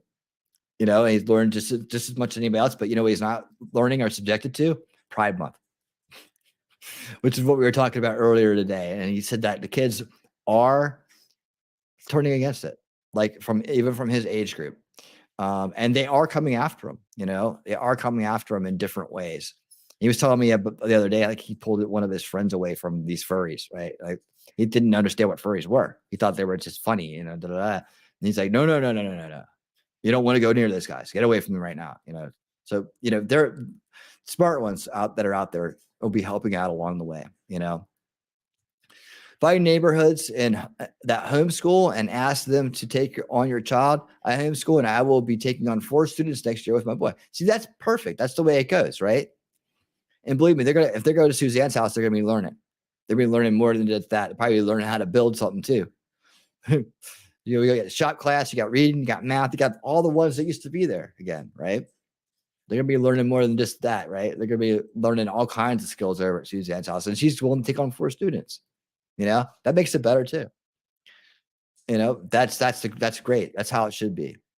Especially in times like this, we can't trust public schools with that there's just been so much infiltration and so much indoctrination that led up to that infiltration. These people came from somewhere. They were kids once too. That's what I try to keep in mind. Like they were kids once too, and someone at some point changed them as well. This idea that this is some kind of naturally evolving thing, out there, no. In fact, a lot of people will tell you, historians will tell you that it's more of a sign of the decline of civilization, or inside of a society, than a sign of evolution. Like it's almost a pattern, right? It's almost a pattern. I don't know enough about it to drill down on it, but it does interest me that it may be a pattern. So if we were to do a little study, say like a history class or something like that, we would go back and look at different types of what was going on in society right before the collapse of this nation. There's like the Bolsheviks in Russia or the Romans, right? What was going on in their society? What was happening? Germany, any of those places that have had a free society that's collapsed into tyranny, or something of that nature, right? Or they've been a world empire that has fallen, right? British Empire, Roman Empire. What were going on? What we call that? British rule is really just too stressed out. But the Romans were they had some serious internal issues going on, decadence and demoralized society almost always precedes it. And that pattern is interesting. It makes me wonder if it's almost instinctual, like it's almost built into us to generate these patterns. If it's not really a concerted plan altogether, now people will want to tell you that's a concerted generational plan by the elitists, right? Okay, maybe. Or maybe it's just a pattern of behavior that we see over and over and over again throughout history because it's us, because certain conditions exist, because I don't know. But if it's a pattern and not a concerted plan, it just looks like a pattern because it's been going on over and over and over again. That'd be interesting, right? And like I said, I've been waiting for the world to collapse for 20 years, and nothing's happened yet. And here we are with 1 year to go, and Biden, as the worst president in history, has been in office, the most embarrassing person, the most disgraced person in U.S. politics ever, has been leading us and representing us, and as 3 years in, and we're still alive. 8 years of Obama, we're still alive, and not for all the people who were screaming and crying about Trump, you're still alive after 4 years. We seem to get through these things always. So let's not spend too much time worrying about when the first bullet's going to fly or the first brick's going to fall, or when we're going to get a big sign from above, right? A big sign. Let's just worry about what are the issues, how do we fix them, and where do we start? And that's what this whole channel is about: solution culture, getting into the mindset of being a solution architect and getting away from just being someone who seeks awareness and then complains and votes, and that's all they can do, right? And there's more to it. The government, I meant to say this the other night, and I'll say it now, but the government doesn't offer any solutions. They're only trade-offs, as the great Thomas Sowell told us. It makes perfect sense. There are no real long-term solutions in government. It's just trade-offs. Like, what are you trading off for one or the other? I think it makes a lot of sense. People might be able to pull some one-offs out and make a good point on their own. But I'd say, well, we just don't know if that stands the test of time when we got all this other shit going on. But so, permanent solutions are going to come from the ground up. And that's what we're about. That's what we should be doing, accepting responsibility as adults and accountability as adults to make a better world, right? To correct the problems that we caused and make a better world for the future. So, there you have it. Let's see what's going on. See, I didn't hear back from V on that, so I don't know that he's going to. We are going to redirect there when we leave, but I don't know that I'll be on there tonight. But he did say we will hopefully be doing something in the future. So he's done a tremendous amount of work. If you haven't, Tam can get you into the server, the Discord over on V's Discord, and he's got a lot of great material on everything we were talking about tonight and more. And you go see I post over there quite a bit, and I have quite a bit of information I've posted in the OK Groomer channel and the other channels that are related to that.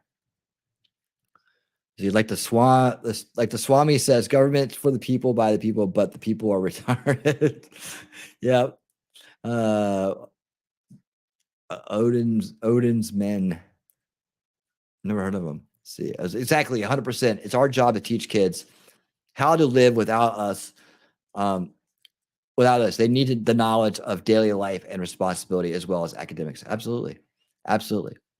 And as parents, you kind of like on a day, and I notice on a day in, day out basis, you get the indications of when to do what, right? And you start to notice the little improvements, but you have to be patient, and you got to realize it takes time, and you got to just, I think some people try to rush things too much. It's just embrace the innocence, embrace the charm of being in that position again, as the children are, learning and growing and being innocent, and just embrace the charm of that, and how ultimately cool it is, right? It really is ultimately cool to be that free. That's true freedom from all this bullshit that's out here. And then of course we got to go in because of these guys. This is what really gets to me. We have to go in and kind of speed up that process in order to protect them because of people like these people that are out there like doing this stuff right now. That's what really gets me. It's when they're forcing things like this. It really angers me a lot. I don't take take well to that, because it is still an infringement. They're still infringing on their innocence. They're still manipulating that innocence in a way, by forcing us to go into a defensive mode earlier, and she'll tell them things that they really don't need to know earlier. They're throwing it in their face. They're still corrupting their innocence, and that's still a call to action for us parents. It's still a call to action. Like, if you're not feeling it as a parent, and maybe you're not a parent, you don't maybe see it yet, but you can see it from the outside and understand it. When you do become a parent, you'll feel it in your gut. You'll feel it in your stomach. You'll feel it, the tightness in your back. It's a stress. It goes beyond just a knowledge of what's right and wrong. It's like a duty, a call to action. So, and I say this is good for understanding how to be a parent too, is working with parents. When you're planning on being a parent, you're going to do it your way anyways. And you always should. I say 100% you always should. And then you'll understand that the distress of seeing the innocence slowly melt away, or something taking the innocence away. It goes from big happy face to cry. It's like not fun. I don't like it. But it's the way the world is, right? I mean, it's been going on forever, from people getting slaughtered in the streets. That was taking away some innocence there too. That was for survival too. Don't mess up, or you're gonna end up getting your head taken off in the middle of the street, right? It's the way it goes, the way the world works. But unfortunately, guys dressed up in clown suits, mocking women and mocking parents and mocking religious believers, people who believe in religion and God and whatever it is, mocking those people to our faces. That's the infuriating part. All just to get at the children. That's what this is about. And it's gone way too far. It's gone way too far. So all of us old people, we got this time in our lives that is left to fight hard, and we can fight the hardest because we're the toughest and we're the meanest. We're at the top of the group, right? And then we just do our best, and we hope for the best for our families and our lineage as time goes on, and we raise our kids right, and we'll get that benefit of seeing them be safer in a very dangerous world, in a very weird world. And remember, keep laughing about it. We got to keep laughing about it. We laugh about it here. The harm it causes isn't funny, but the juxtaposition of these weirdo clown people controlling the world, you got to sticker a little bit sometimes. Just got to keep some levity in it, just to not drive yourself crazy with it, right? Yeah. So let me see. I got some other stuff here. Let's lighten up for a minute. I know I just got through saying how I was going to have a light Saturday night, and guess what? It is light because they are fighting back. What's great about this feel good story, this feel good stream, is that the kids are fighting back, and they're doing it on their own, and they're going to do it on their own, and they're going to become stronger for doing it. It was just hope. We got to run interference so that the establishment of power doesn't take it out on them. Like we'll run shield for you guys, right? We got to run shield for them, and we got to make sure that they are allowed to have their voices heard too, and they're allowed to express themselves too, right? So that's what we need to do. But let me find some other stuff here. But I think it is light. I think we did win on that one. Oh man. Let's see. Go to this and that and that. How's everybody doing out there? I've been rambling for a minute here. I see people come through. I'm glad you guys are allowed to. You guys talk amongst yourselves too. See, Tam just posted V. Oh, awesome! Great. There you go. He's got some great content over there and great resources. Let me go here. Let's see. Watch later. Yeah, we're gonna have some good time with that UFO stuff. I can't wait to do it. Let me see. Now, what I want to do here is I don't want to do that tonight. Well, maybe I do. Okay. Let's take a little trip to China. You guys want to do that?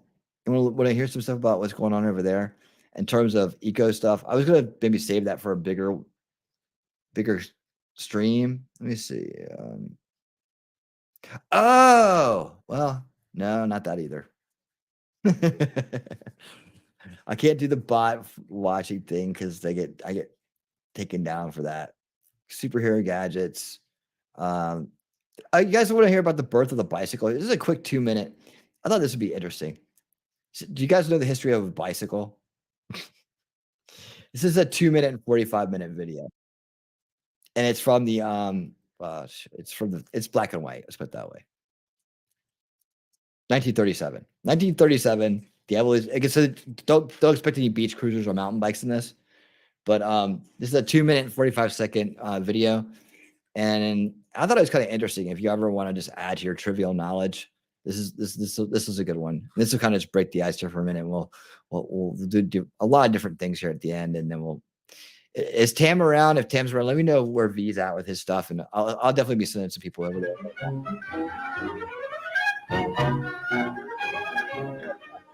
Where there's a wheel, there's a way. But with bicycles, the way has been rather tortuous, as these pictures of the old hobby horse for the use of ladies, one, and the other models shown by courtesy of the Science Museum will suggest. There were no traffic signals in those rollicking days. The next step was the machine of 1839. Handlebar was carried in an iron fork, and the wooden wheels were propelled by pedals and cranks fitted to one of the axles.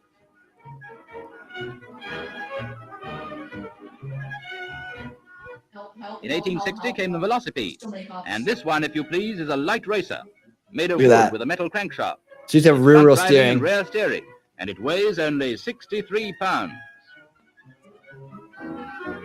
7 years later saw the bone shaker. The brake is operated by rotating the handlebar, and there are pedals fitted to the front wheel. Daredevils flung themselves headlong to the saddle and backed up at almost 8 miles an hour. This is the Extraordinary of 1878, with ball bearings fitted to hubs and pedals rubber studded.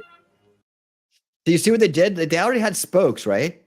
Look at this. Look at these spokes that were already being made. And then, but they made the wheel bigger to try to go faster, right? So this is what they did. Oh, no. Hey, I was just saying, is V still rolling over there? Because we're going to do some stuff over here, and then I'll be probably sitting everybody there. I just want to make sure you're still going before I redirect. I don't know how much longer he has. But I know he started a little bit after us, so just checking in. The machine is front wheel driven and safer to ride. The front wheel has a diameter of 52 inches and the rear wheel 22 inches. And with the later Ordinary, life became just one mad whirl.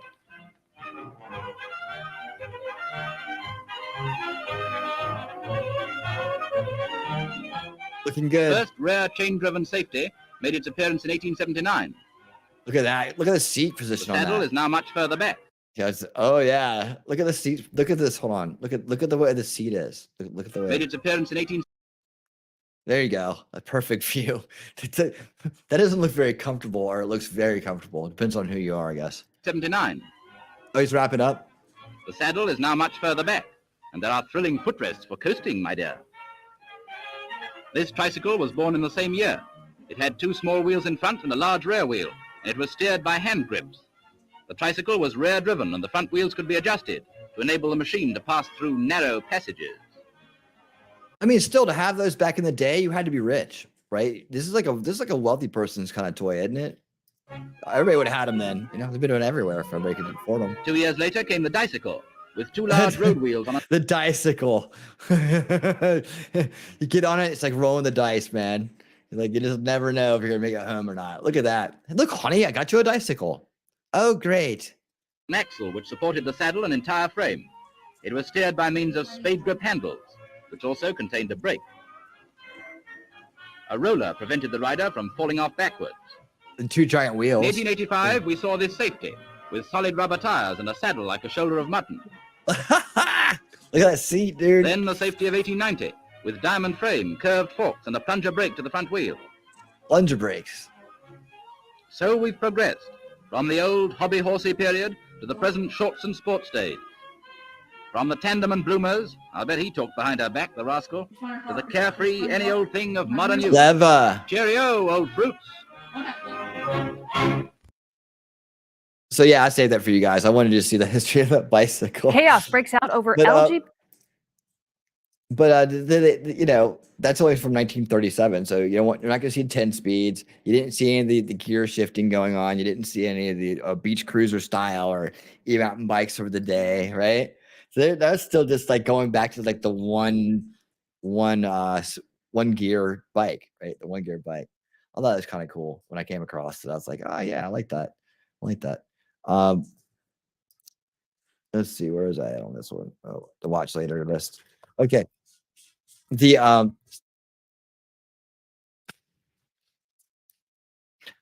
now I wanted to show some results like of when you know the results of mind control and then when people are seriously under it. But I don't want to do this one tonight. But I found a really good one about like this lady who freaked out and like literally started trying to demand reparations in the middle of Target, right? And it didn't turn out too good for her on any level. Like, okay.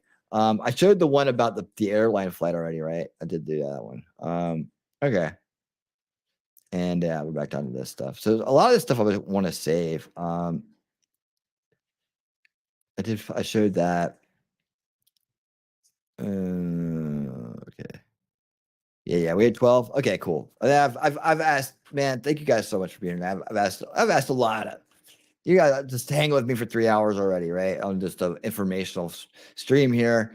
No more shenanigans really for this evening, but we will be going over. I'm checking in for final thoughts from the crowd. Hey Tam, let V know I'm sending people over there here and just a couple minutes from now. 100 years ago, everyone owned a house and only rich people owned cars. Now everyone has a car and only rich people own horses, right? Oh my God, that's such a great point. Right? That is hilarious, man. Horses are expensive to take care of, right? The other days, people used to have their own farms too. That's hilarious. That's hilarious. Who was making that point about horses the other day?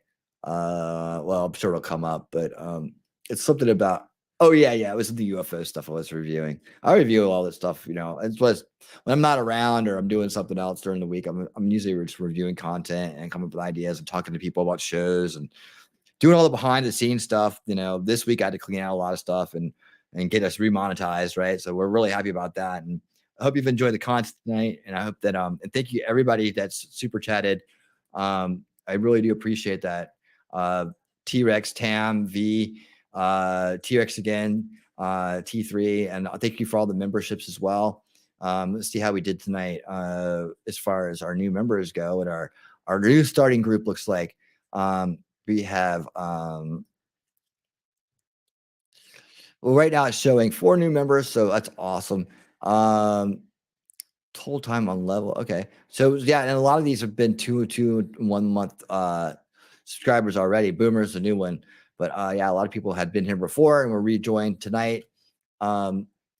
Thank you so much. I hope that you guys will find that it's a value, and I appreciate you guys being part of it, and also that all of others will find their way in and hope to be part of the winner's circle, where it just gets better and better and better and better and better. So let me get that out of the way here. All right. Start. And we're going to be back on Tuesday for Tech Reality. Tuesdays where we talk about AI stuff and we go into things like that and talk about technology and encourage people to use it as we continue that journey as well. Next Wednesday, Unveiling Reality. I'm hoping that next Wednesday is going to be the UFO one. I have to make sure that my guest can that works for her. But if so, yeah, it's gonna be epic, and we're going to dive into some of this stuff. We may have different opinions about UFOs. I'm not sure. I know that we're probably like 50-50, maybe. I don't know. We'll see. But definitely, I remember her as more of a realist about it, and just asking like a lot of questions from back in the day. So let's see. We got that out there. All right. So ladies and gentlemen, thank you so much for being here tonight. I am on what you got there? Oh wow, I got some last minute chats coming in. Good Logic has a few, but with her, she's a good YouTube channel. Can you do it? Think about it on your thing and with lots of, yeah, definitely. Kind of like how only rich people were fat at one time and poor people were skinny. Now it's the opposite. That's hilarious, dude. I could do these kind of things all night long. used to be this, used to be that. How rich people and poor people are switching places. But not with money, but just with like, looks and habits and possessions. That's hilarious. That's hilarious. Moose sends a square. Thank you, Moose. Thank you for the square, son. Appreciate it, man. Appreciate it, man. All right. Yep. So then Thursday, repairing history, more repairing history with Thomas Sowell. We're gonna be going into some more topics there. And then next Saturday night, we may have to wait an extra week for that hippie one because the 27th. Since he didn't get back to the 27th, I'm kind of saving that one for him. So I'll have something next week that's different, and neither that or something else. So we'll come up with something. The schedule usually comes out on Tuesday. I put it out like as a short, and then I add it to the front of my videos that are live. Going to be live stream videos that I put out for the RSPV versions or whatever. And you can usually just chain across them. So if you watch one, it goes to the next one. It goes to the next one. I got it set up that way. So it changed to all of my schedule, and the schedule is showing at the same time. And the links to every show are in all the descriptions for that week. So there you go. All right, guys, thanks so much for everything tonight. You've been awesome. I appreciate it. And make sure that's turned up. All right. And hey, until next time, y'all keep on winning.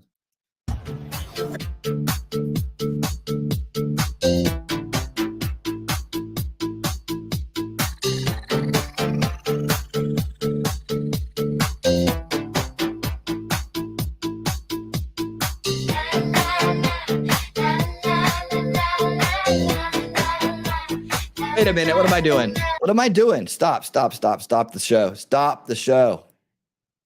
What am I doing? This is not how we end Winning Saturday Night. You guys kind of keep me in check. I've completely messed this up. I don't know. I started playing. I was like, something's wrong with this. I'm not doing this right. And I was like, wait a minute. That's not what we do around here. That's not what we do. No. We go out with a song, man. We go out with a song, right? All right. Let me get my stream music catalog up here real quick. We got out with a song. We did Run Like Hell last time, didn't we? Oh, I gotta save that. Okay, no, we're gonna do this one. We're doing this one. I feel like I've already played it though. We're gonna do it anyways for the topic that's upcoming. I feel like I've already done this, but maybe I just watched it for you guys. Okay, here we go. Ready? Let's get this off the screen. Sorry about that. My bad. I was not paying attention. Can you believe it? Oh man, I lost some people on that one too. You're gonna wish you stayed for this song because it's Widespread Panic doing David Bowie. Let's go.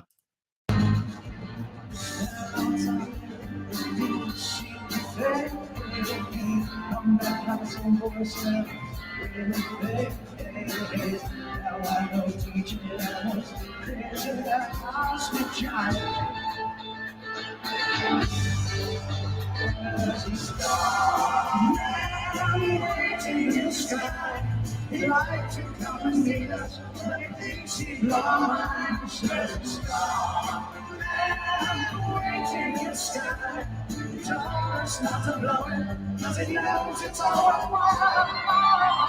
Let the children use it, let the children lose it, and all the children forget.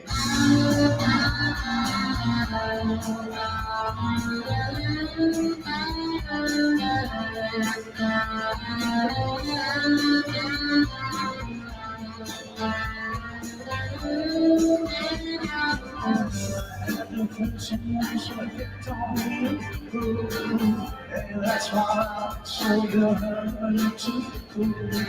Switch on the TV when I play my phone. Channel 2. Look out your window, I can see his light. If we can swallow you, my land tonight. Don't take it long, we'll get us all locked up tonight. There's a star man waiting in the sky. He'd like to come and meet us, but it didn't seem your mind. There's a star man waiting in the sky. It's obvious not to blow it, cause he knows it's all worthwhile. Let the children use it, let the children use it, let all the children use it. Star man waiting in the sky. like to come and see you, but I think see our minds. There's a star waiting in the sky. It's all the stars to know it, so they know it's all worthwhile. Let the children lose it, let the children use it, let all the children boogie.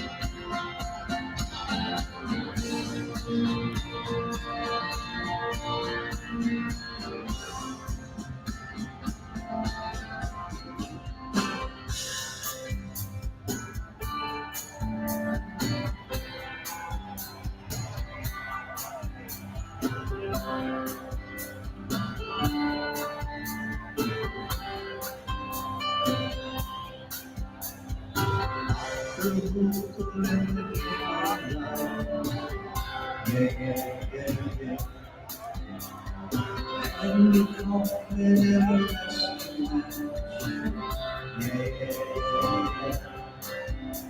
Monopoly 21 shekels and shares. Mr. Fred Blessing and Christmas. Let's play Twister, let's play Reels. See you in heaven and if you never lose. Did you hear about this one? Tell you I'm locked in the box.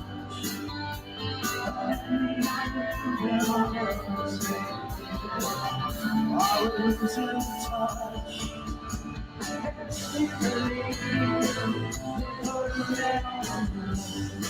Everybody.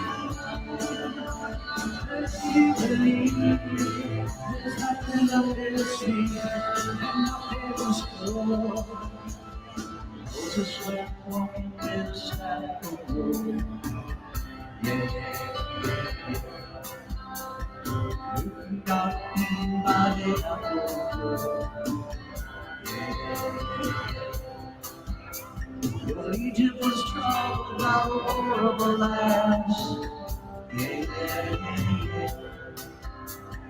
Mr. Charles Darwin had an altered plans. Did you hear about this one? I'll tell you locked in the lunch.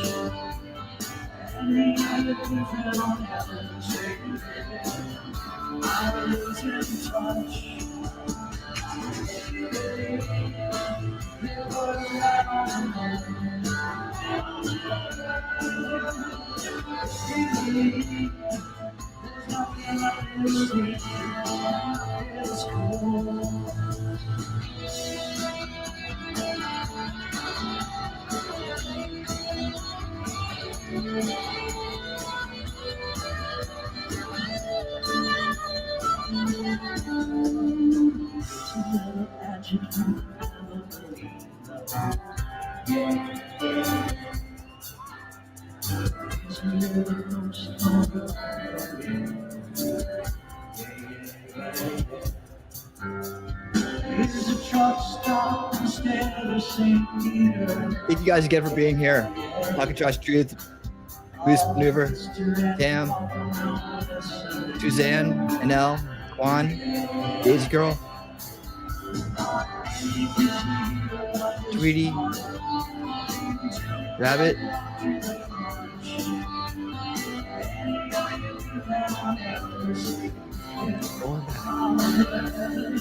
Lex,